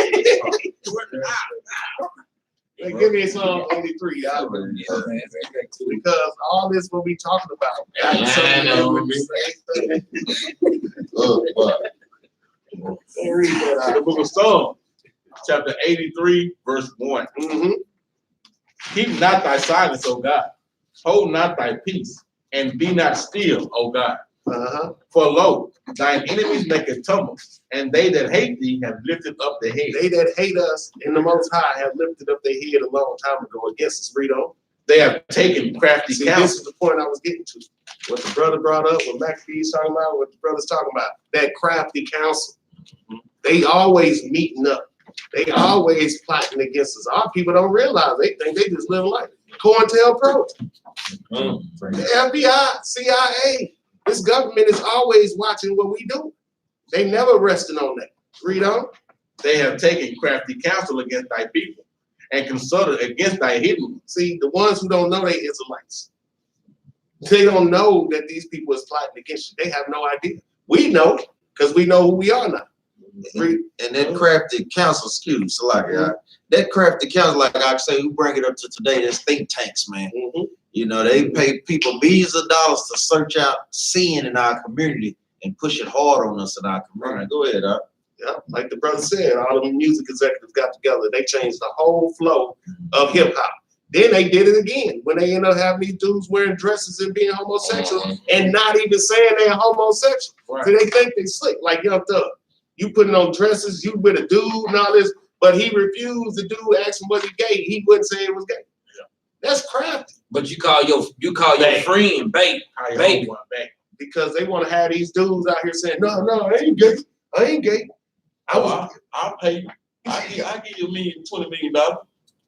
Yeah, but I ain't gay. Then they got all like young boys wearing wearing tight pants and they got them wearing purses. Mm-hmm. Yeah. Like women, man. And where they come from? The rappers. They come from the Precept athletes. real quick, my bad. Bring it out, huh? Ecclesiastes 7:7. Well, come. Surely oppression maketh the wise man mad, and they gift destroyeth the heart. It's gonna destroy the heart. Odell Beckham wearing dresses. I knew he was a homosexual from the day I seen him, Yeah, but he just showed his butt at the Met Gala wearing a dress. You know what I'm saying? These athletes. Look, I'm a LeBron fan, Ecclesiastes but 7:7. he hurt me when I seen him in a dress. I said, no, I ain't defending no man on this planet no more. If you're not an Israelite, because LeBron put on a dress. Yeah, he had the little progressive flow outfit on. You know what I'm saying? So if they got, so ain't nobody safe if you want their money, if you want their stuff. Read on up. They have said, come and let us cut them off from being a nation, that the name of Israel may be no more in remembrance. There's our knowledge right there. When you cut a people off, like the brother said, he cut us off from our religion. You cut us off from our heritage. That's the crafty council that they did in the UN, in NATO, in America, in this Congress that we dealing with. The presidency, everything is set against us. People went and voted for Obama thinking he was gonna do something for black people. He did something for his people, the homosexuals. That's who he did for. Read Him on. and his wife, Mike. And those homosexuals they have become emboldened. Yeah. I mean, they Who you tell, huh? you gotta, you know, I ain't gonna speak on, but you can't say none of them out the way, or you can't act a certain way. They just go off like, you don't talk to me. I That's seen a it. video with a Lyft driver where he was just sitting there in the two gate car. They wouldn't even get out the car. Yeah. I'm calling the police. They were touching them and carrying on. It just became emboldened. I mean, you Talking can't about you even say that. homophobic. No, I'm not scared of y'all. No, exactly. In fact, I'll whoop you right now if you really want to know. But I'm just trying. That's what phobic means, fear of. I don't fear y'all. I just don't like you. Look at the crafty council. They done set it up now. Like the brother said, they emboldened. You know, I got my own story. If you do something to them and then say the wrong thing, then it's a hate crime. Exactly. When as opposed, if I got into it with my man's right here, we probably won't even call the police to get to. You know what I'm saying? But they want to start something with you and then try to call the police on you. So they can try to, like the white woman with the telephone. So they can try to get you in trouble. But they done started it with you. That's that crafty council. You think they ain't said and thought about this stuff? Mm-hmm. Now they trying to get us on our heels. And they brought that hate crime out. They made it seem like it was for black, but how come every time we say that's a hate crime, they say no, that ain't a hate crime. Right. He just shot him. But they have tried to. But then hold on. But then they saying that those are hate crimes. But then now they keep denying when we say that's a hate crime. But the homosexual they accept. Oh, see, that's a hate crime. That's a hate crime. Man, I didn't know he was gay. I just whooped him. He stepped on my foot and I whooped him. Oh, I didn't find out he was gay until after.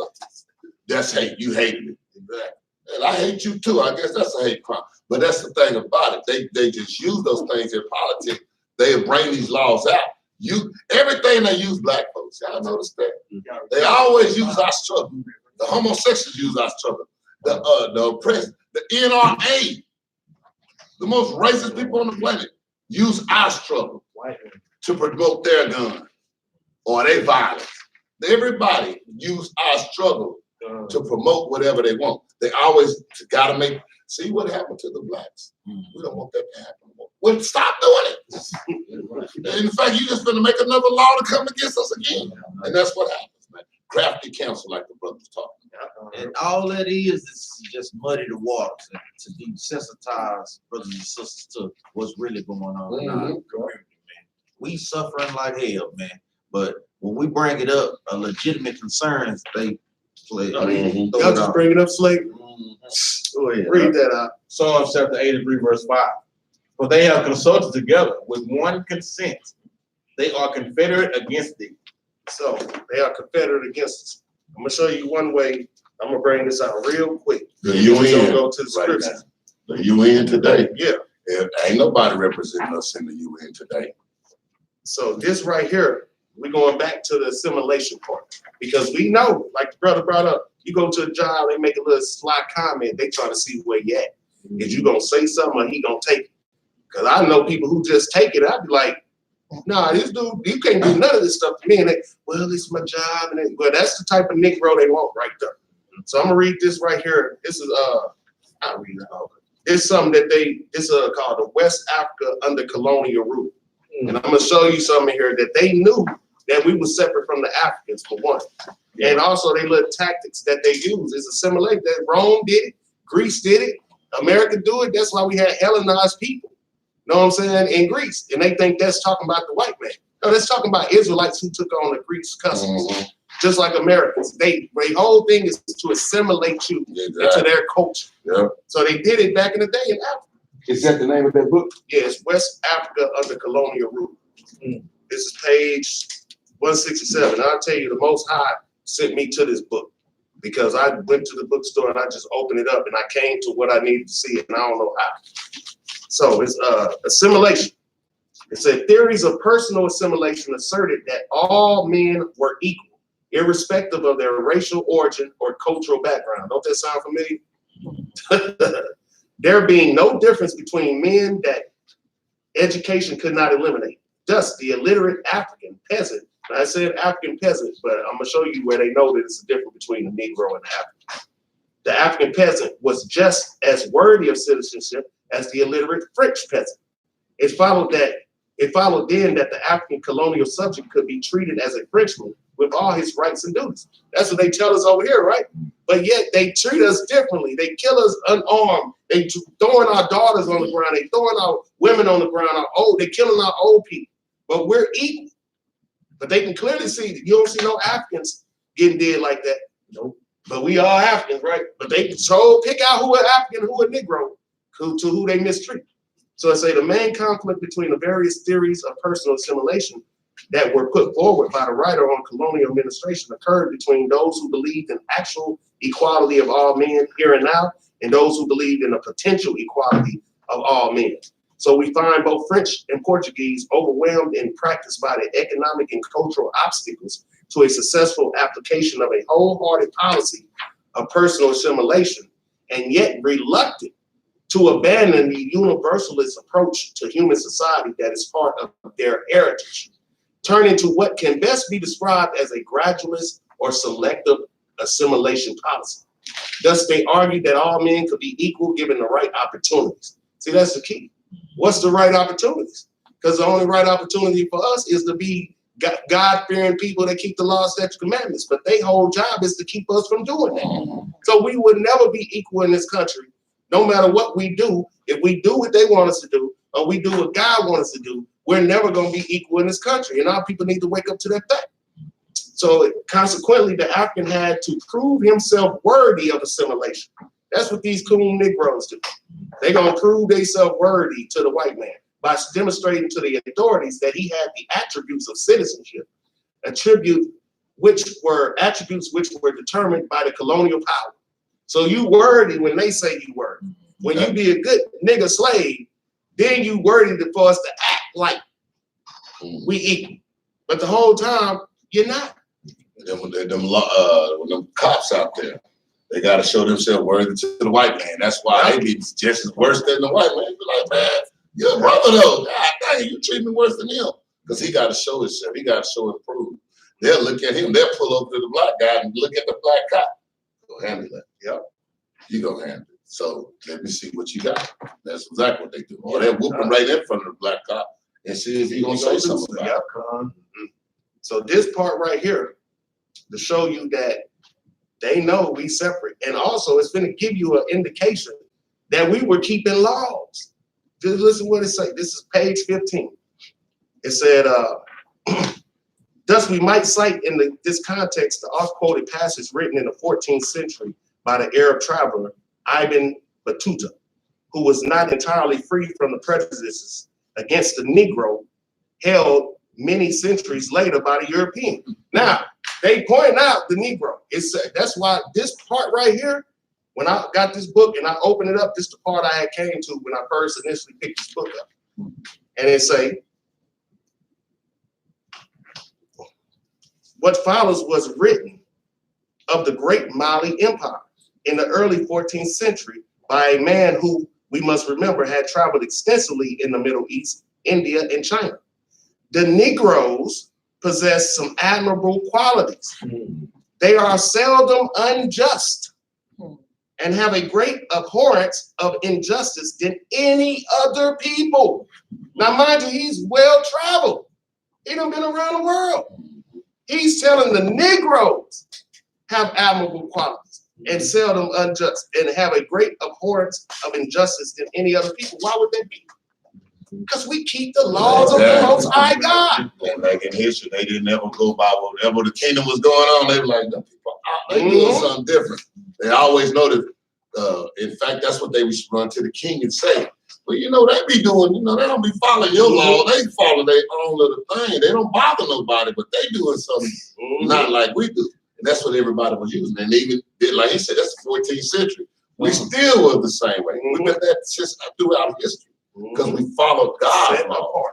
And that's what made every nation, like he said, when we go back to doing that, that's what's going to make every nation say, surely this is a wise nation.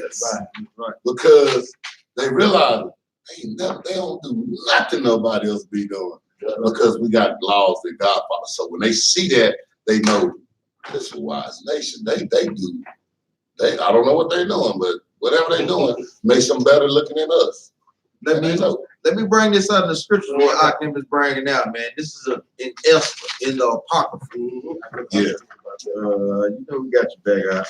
Yeah, in the same spirit, man, because it's saying the same thing, man. The book of Esther. What is that? Chapter 13 and verse 4.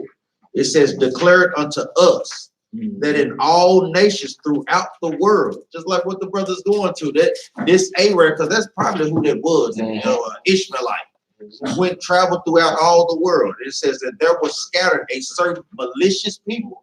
And we got to understand why they calling us malicious, because we're not following their ways and their customs.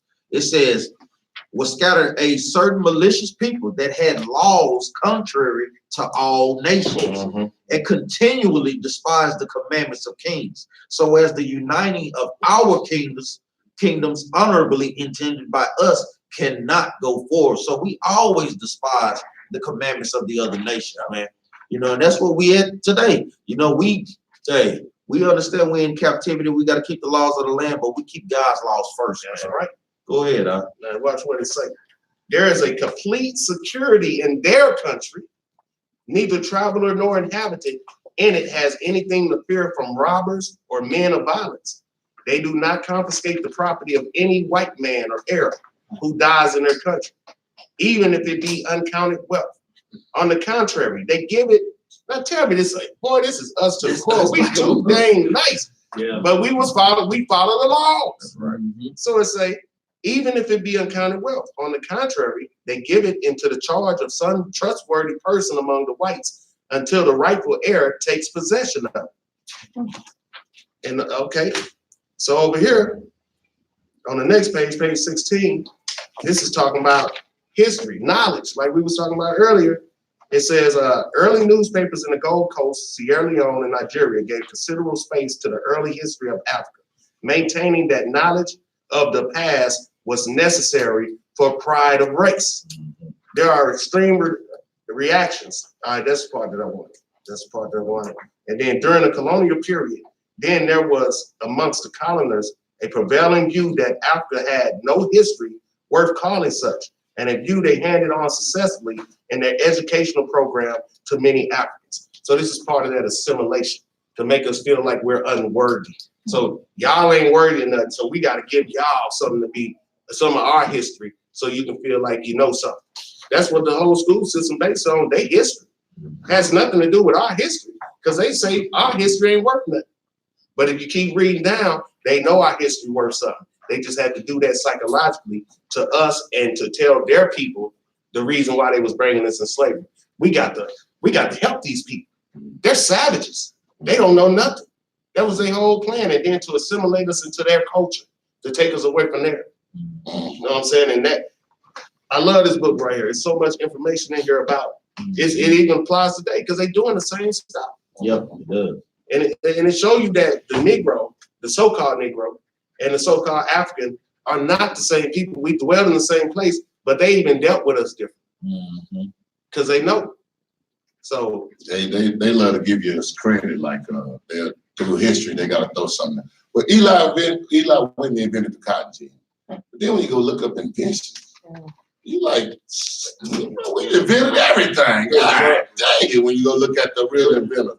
But they won't, and then, ain't nowhere in the world. That's why Black History give you the shortest month. Hurry up, get in, let them know something. You learn the same history of Black people from kindergarten all the way through 12th grade, all the way in college. The same old Harriet Tubman, Martin Luther King, Malcolm X.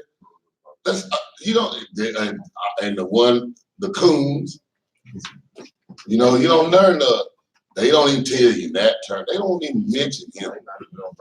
Why was it necessary for me to know that Eli Whitney invented the cotton gin when I was taking American history in school? Yeah, and he made our job easier. I could have told you anybody. I could tell you everything. If you notice everything, when Black people make everything easy. Yep. It's too hot. Let's make an air conditioner. I'm tired of sitting in this long line at this light. I'll make a stoplight, a red light.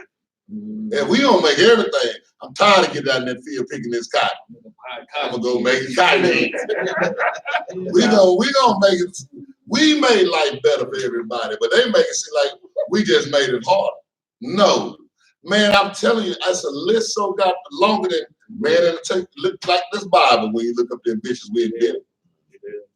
And everything that we done. But they won't tell you that. That's what I said. Everything they got luxury sitting in the house, we made. And even in the book of I gotta start bringing the book more often too. The book of Josephus even talk about that. Josephus was a 1st century scholar.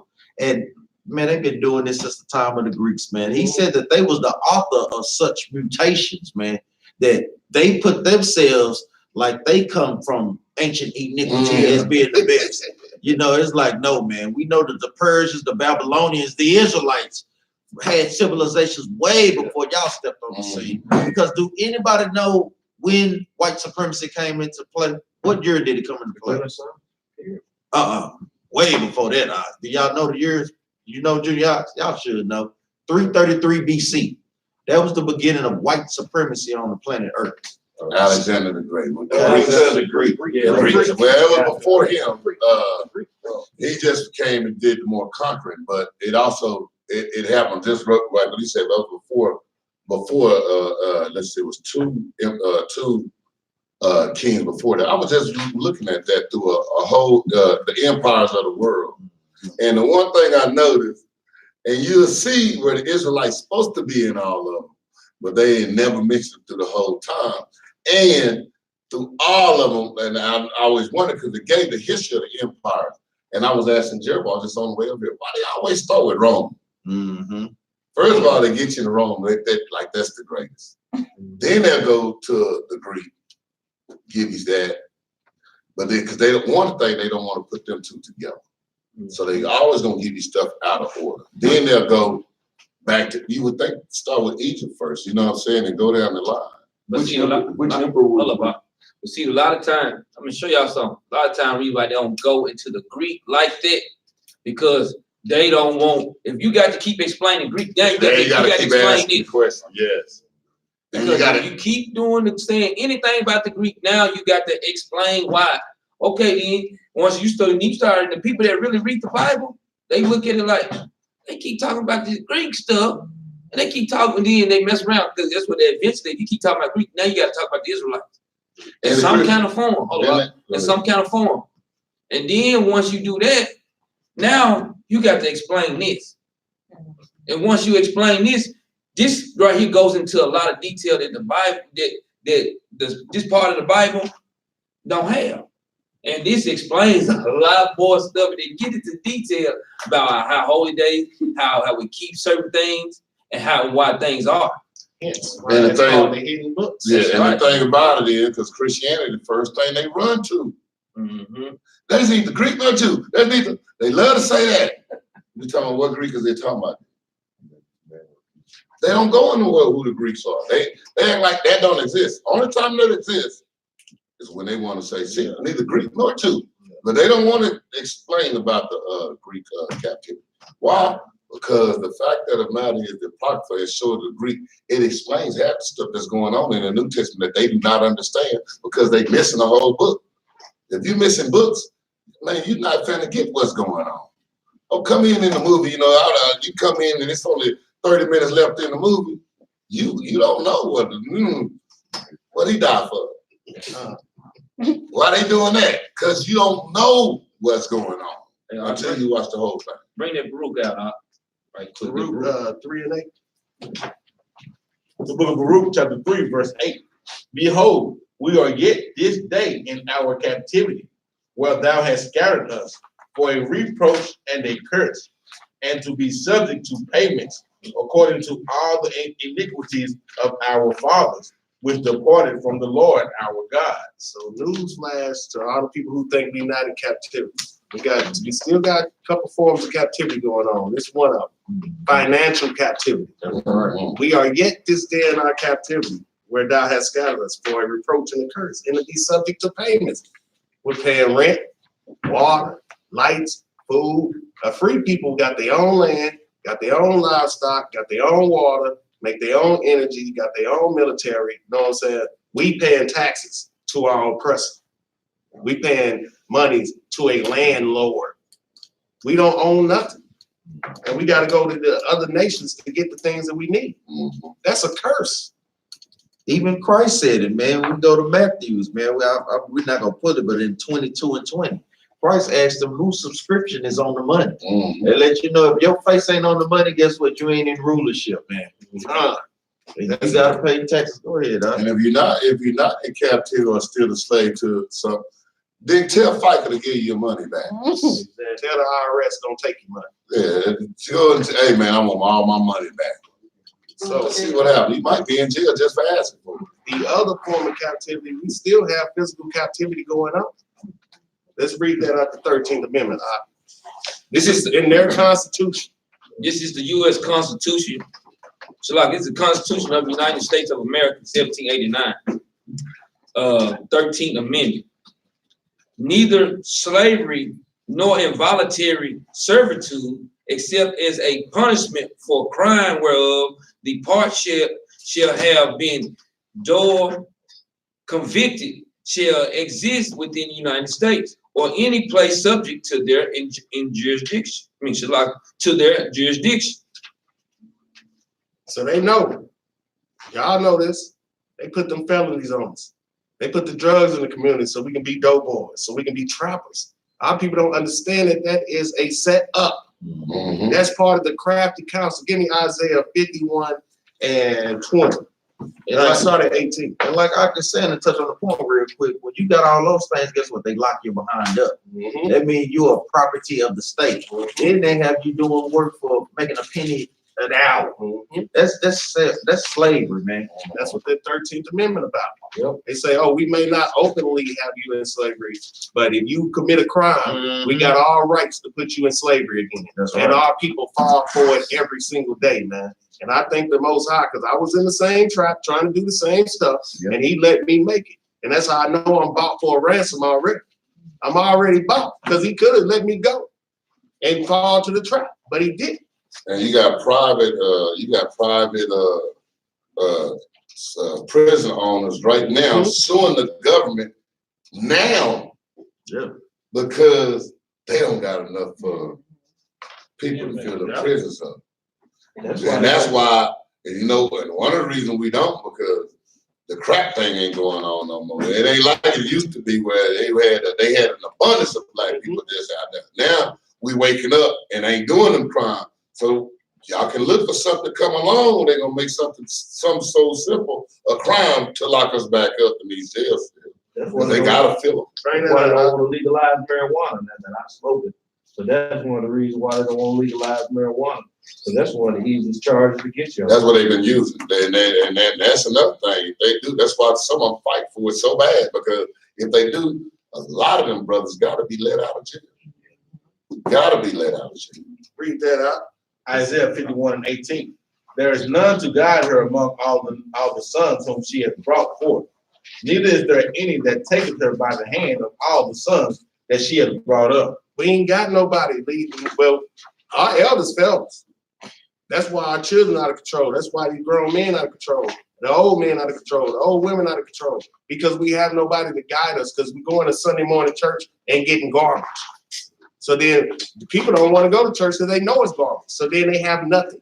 They don't even replace it with nothing because they don't know they Israelites. Read on. These two things are come unto thee. Who shall be sorry for thee? Desolation and destruction, and the famine and the sword. By whom shall I comfort thee? Thy sons have fainted. They lie at the head of all the streets, as a wild bull in a net. They are full of the fury of the Lord, their rebuke of thy God. That was me, man. That was me when I was in the streets, like a wild bull in the net. That's what our brothers and sisters are, hanging out in front of these corner stores, selling their dope, getting set up to get taken, acting like they free. They stand in front of the store like it's legal to do what they do. And now they out there, they doing it for chump change. Now they said it's, what they call it, looses. I mean, they making $3. Isaiah 42 and 22.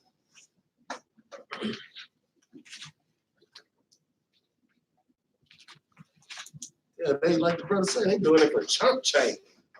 I'm finna stay in front of the store all day, hang out loitering and trespassing and sell knickknacks. I'm finna risk my freedom for some knickknacks. Come on, man. And every one of us, you know, every one of us in here, we know somebody that be on the corners, or we used to be that one on the corner. Every one of us know that, man. Like it's right. Like it's right, like it's cool. But guess what?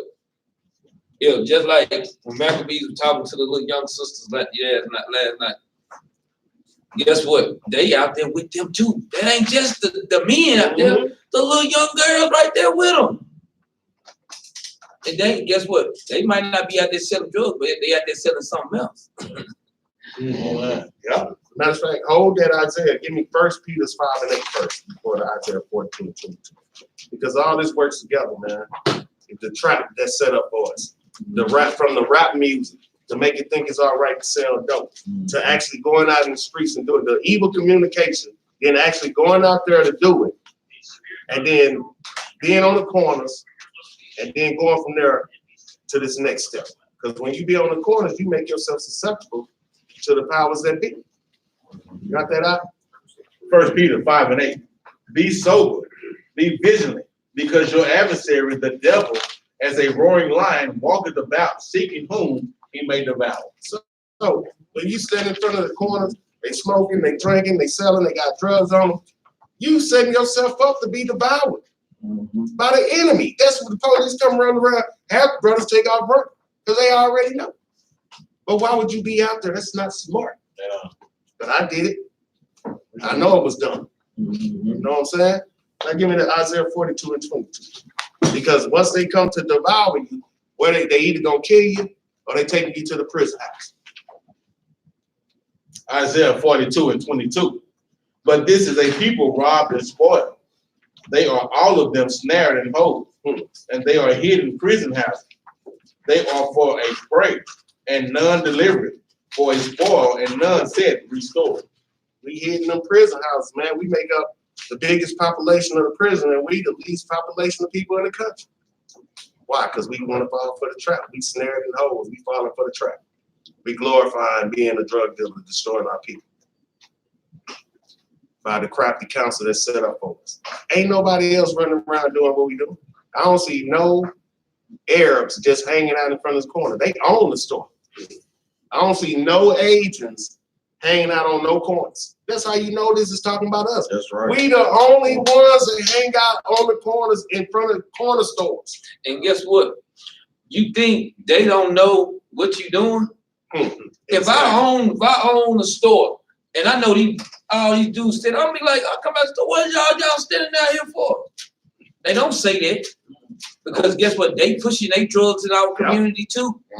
They pushing their stuff and all. That's why they don't never say nothing. They ain't so doing that. People don't know that. They are the ones who giving the big stuff to them to go out there. And not only that, what happens is if they sitting out in front of your store all day long, guess what they do when they get thirsty? They go in there and buy. Then they come back out. They get hungry. What do you think they're gonna go get something to eat? No, they're not leaving off that block. They're going back in that store. So they making money out of it. That's why they don't call the police for loitering. They got a sign that say no loitering. And you see it every time you go to the store. They go sign. And everybody their mama loitering right there. That's right. What about this? Where y'all, I know y'all know, but where people think the K2 come from? Mhm. They selling it out the corner store. Ain't no Negro selling K2. It's made in the lab. So we ain't get no K2 and put it out and start selling it. They sell it in the corner store. Mhm. And they stopped. You can't have it in those what's them little shop that they used to have. Yeah, that's illegal. So now I be wondering. I mean, where do you get that from? Because if you can't find them, they got their own little what's land right there. The Arabs, Yeah. the Napoleons, and all the other nations, Africans. They got it. That's They right. still can get it legally, but they can't sell it legally. But they sell it under the table to our people. And why you think that those corner stores, they, like I said, when they get thirsty, they go in there. Why you think they have like clothes in there for them? Yeah. They got The cheese, the They long tees. got everything in And I there. seen cats do that, man. Be right there on the thing, go in there, buy a shirt, come out, take that other old stanky shirt on. He been out there for 2-3 days, put on another shirt, and still continue to stay Right there. Everything you need. Right there. Just keep pumping your drugs. Keep doing it like a wild bull in the net. Keep doing what you're doing. Because they know what you're doing too, man. They gonna continue. They pushing it on us for us to do it, man. Read that out. The statistics on the prison. This is the NAACP of America. Between 1980 to 2015, the number of people incarcerated in America increased from roughly 500,000 to over 2.2 million. Today, the United States make up about 5% of the world's population and has 21% of the world prisoners. 1 in every 37 adults in the United States, or 2.7 of the adults, the adult population, is under some form of correctional supervision. In 2014, the African American, racial disparities in incarceration. In 2014, the African American constituted 2.3 million, or 34% of total, which is 6.8 million correctional population. African Americans are incarcerated at more than five times the rate of whites. The imprisonment rate for African American women is twice that of the white woman. Nationwide, African American children represent 32% of the children who are arrested, 42% of the children who are detained, and 52% of the children whose cases are judicially, I can't say that word good, way to criminal court. Though African Americans and Hispanics make up approximately 30% of the U.S. population, they comprise 56% of all incarcerated people in 2015. And African American and Hispanics are incarcerated at the same rate as whites. Prison and jail population would decline by almost 40%. Said if African Americans and Hispanics were incarcerated at the same rates as whites, the prison and jail populations would decline 40%. 40% if they took away the disparity in which they arrested us. That's almost half. Yeah, but who I like that verse 24 on 42 of Isaiah. It said, who gave Jacob for his spoil and Israel to the robbers? Did not the Lord? He against whom we have sinned, but they would not walk in his ways, neither were they obedient unto his law. No.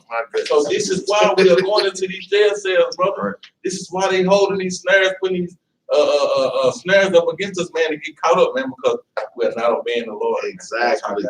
And that's a good point, because you know we gonna give Esau a lot of flack up here. But guess what? Sometimes we gotta look inside ourselves. That's right. That's right. You know, and take responsibility for some of the things that we do, man. You know, some of these things we can stop, man.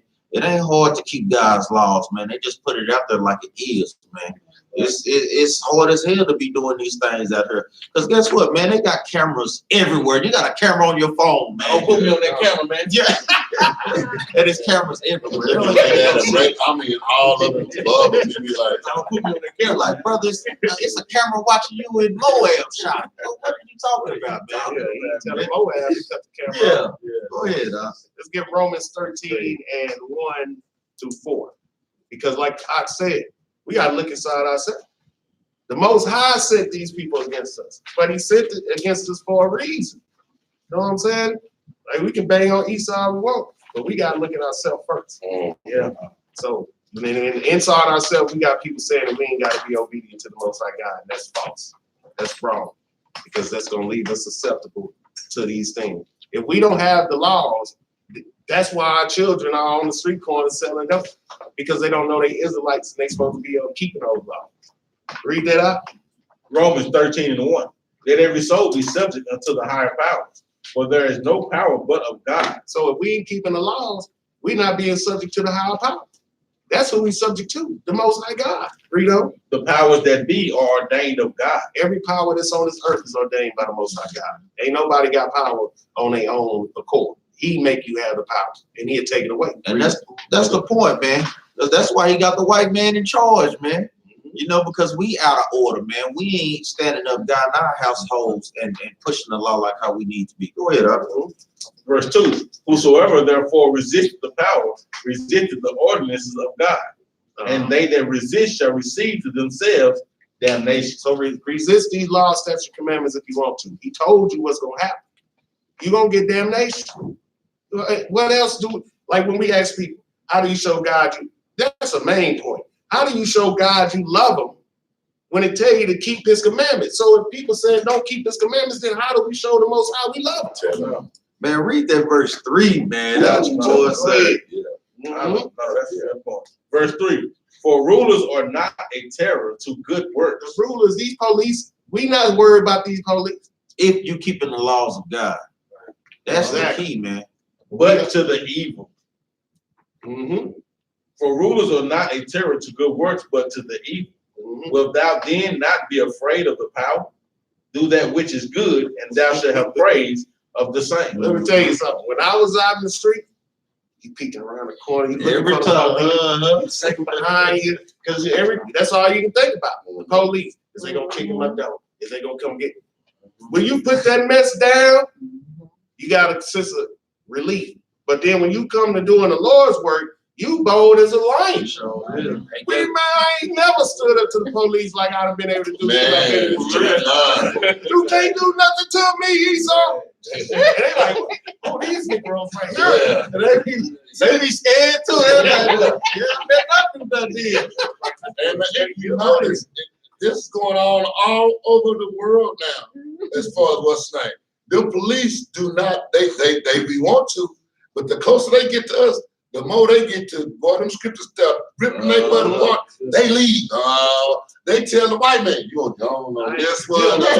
Send the call 911, put your phone, throw it away, don't call us back no more. But it's got something to do with these Israelites because they out here standing bold. And that's what he said. When you doing these law, statutes, and commandments, ain't no terror. I know people think I'll be out there tripping, but I'm not scared of nothing. And I know my brothers ain't. And I know darn well. And it ain't because of me. It ain't because of my side. It's because I know what we doing is of the Most High, and that's my path. So I know I'll be like, do what you gonna do. Pull your gun. I know what you plan on. I don't care what you plan on doing. If you go get a gun, that's gonna be your danger. Because I got in my mind, I'm thinking, you gonna bring that gun out, pull it out, and shoot yourself in the head. Why would he go get that gun? Because I know my God ain't. You don't understand what we dealing with. Exactly. We got a God of Israel, the only God in the world that works. The only one. Let me read this right quick, man. Because it's good how we could say something, but it's also in the scriptures too. Deuteronomy chapter 23, verse 14. It says, for the Lord thy God walketh in the midst of thy camp to deliver thee and to give up thine enemies before thee. Therefore shall thy camp be holy. And so that's what we be on, brothers, making sure their house is in order, making sure they themselves is in order. Because guess what? we have a hedge of protection, man. We have angels surrounding us, just like Elijah, man. You know, they can't see that spiritual vision, but guess what? We can, man. It says, therefore shall thy camp be holy, that they see no unclean thing in thee, and turn away from thee. That's every single time when the police is out there, man. When we holy out there, guess what? They're gonna turn away from us, man. But don't get it twisted. I'm gonna tell y'all something. We all kind of have a little Stockholm syndrome a little bit in us, because guess what? We driving down the road, I don't care who you are. You still The police are passing by you, gonna be just like that in the review. So we still got a little bit to work to do, because we all do this, man.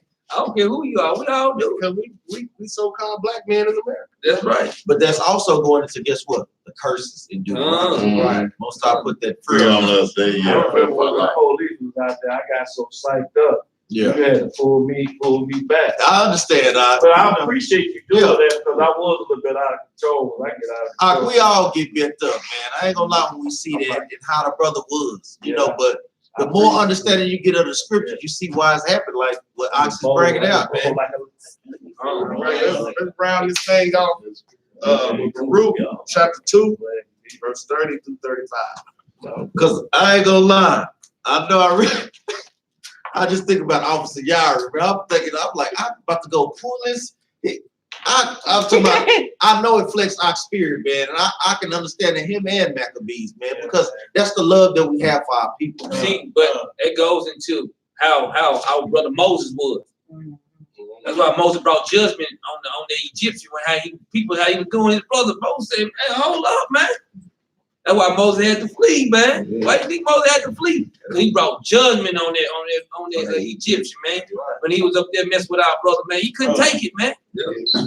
It was hard, but guess what, man? But now we know while we at the truth, we know we got to let the Lord fight. That's right. And let me bring this precept out right quick, Matthew 10 and 16, because we do need to remember this.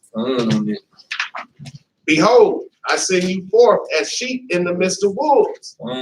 Be ye therefore wise as serpents and harmless as doves. That's right. So even though we know it, we got the Spirit of the Most High in us, we still have to be wise in how we move in Babylon. Right. And I'm telling you that from first-hand accounts.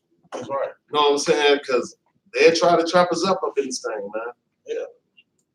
That's why he always tells us to be in season, man. Know what season you're in. And it's gonna be a time when y'all gonna be seeing probably more arrest of Israelites on them corners. Yeah. Because it's getting at the end, it's getting to become a desperate thing to them. And the wake up is something that they can't stop. Yeah. So they think it's of us. It's not of us. We're just doing the will of the Most High. It's of the Most High. So what do they do it like they've always done? Let's take it out on the Most High's chosen people. Yeah. So that's you're gonna see those things. Women, you're gonna be in situations that you have never been in before, because it's become a desperation thing. And y'all just let y'all know, keep your eyes up. What they say? What voices say over there? Oh, eyes peel like a Florida. Yeah, keep your eyes peeled like a Florida orange. You gotta always get looking around, because when y'all showing that yourself to be Israelite, you best believe it's a thought. It's a thought, whether it's a good one or it's a bad one. Even by your own people, but even definitely by the other nations. Because I go into stores, I can stop a store from moving just because I got friends on. And they all be looking at me. I turn around and look, I'm gonna let you know, I'm looking at you too. I'm looking at you too. Because I'm going, what is this? And they ain't looking at my eyes. They looking right down at them friends, trying to figure out what's going on. And then I know the word's going around. So you gotta understand, be on the lookout. Keep your eyes open. Be careful what's going on. Like the brother was bringing up, we got to be wise. Be wise. Go ahead, Doc.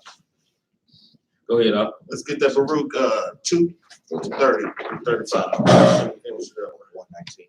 Baruch chapter 2, verse 30. For I knew that they would not hear me, because it is a stiff-necked people.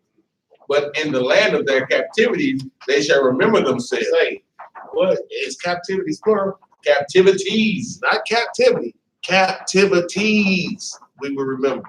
Freedom. And shall know that I am the Lord their God. For I will give them a hurt and ears to hear, Shalak.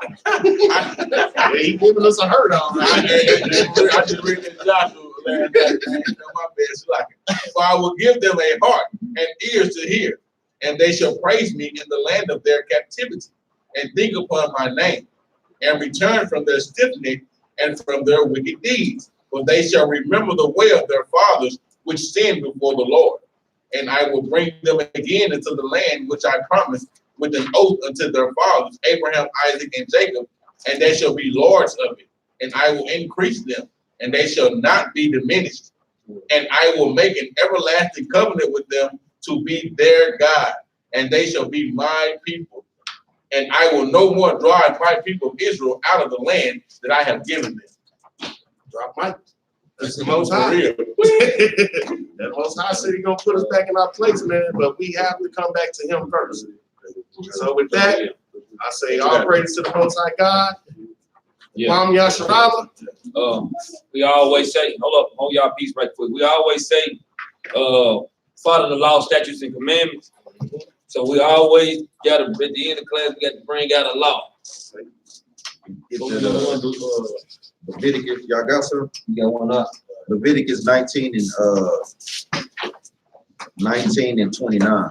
Because it touched on what the brothers were saying earlier, even with evil communications. Because those things seep into our brothers and sisters' subconscious. You know, whether you want to believe it or not. And it kind of goes into this law right here. Read that out. Leviticus 19 and 29. Do not prostitute thy daughter to cause her to be a whore. Because a lot of times that's what Nicki Minaj and them push.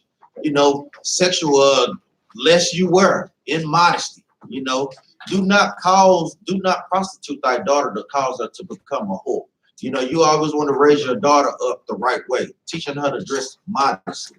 You know, not doing what the world does. Read on now. Lest the land fall to whore. Because guess what? She turn into a whore, and the whole land will turn into a whore, man. So it's careful that we raise our daughters according to the scriptures, man.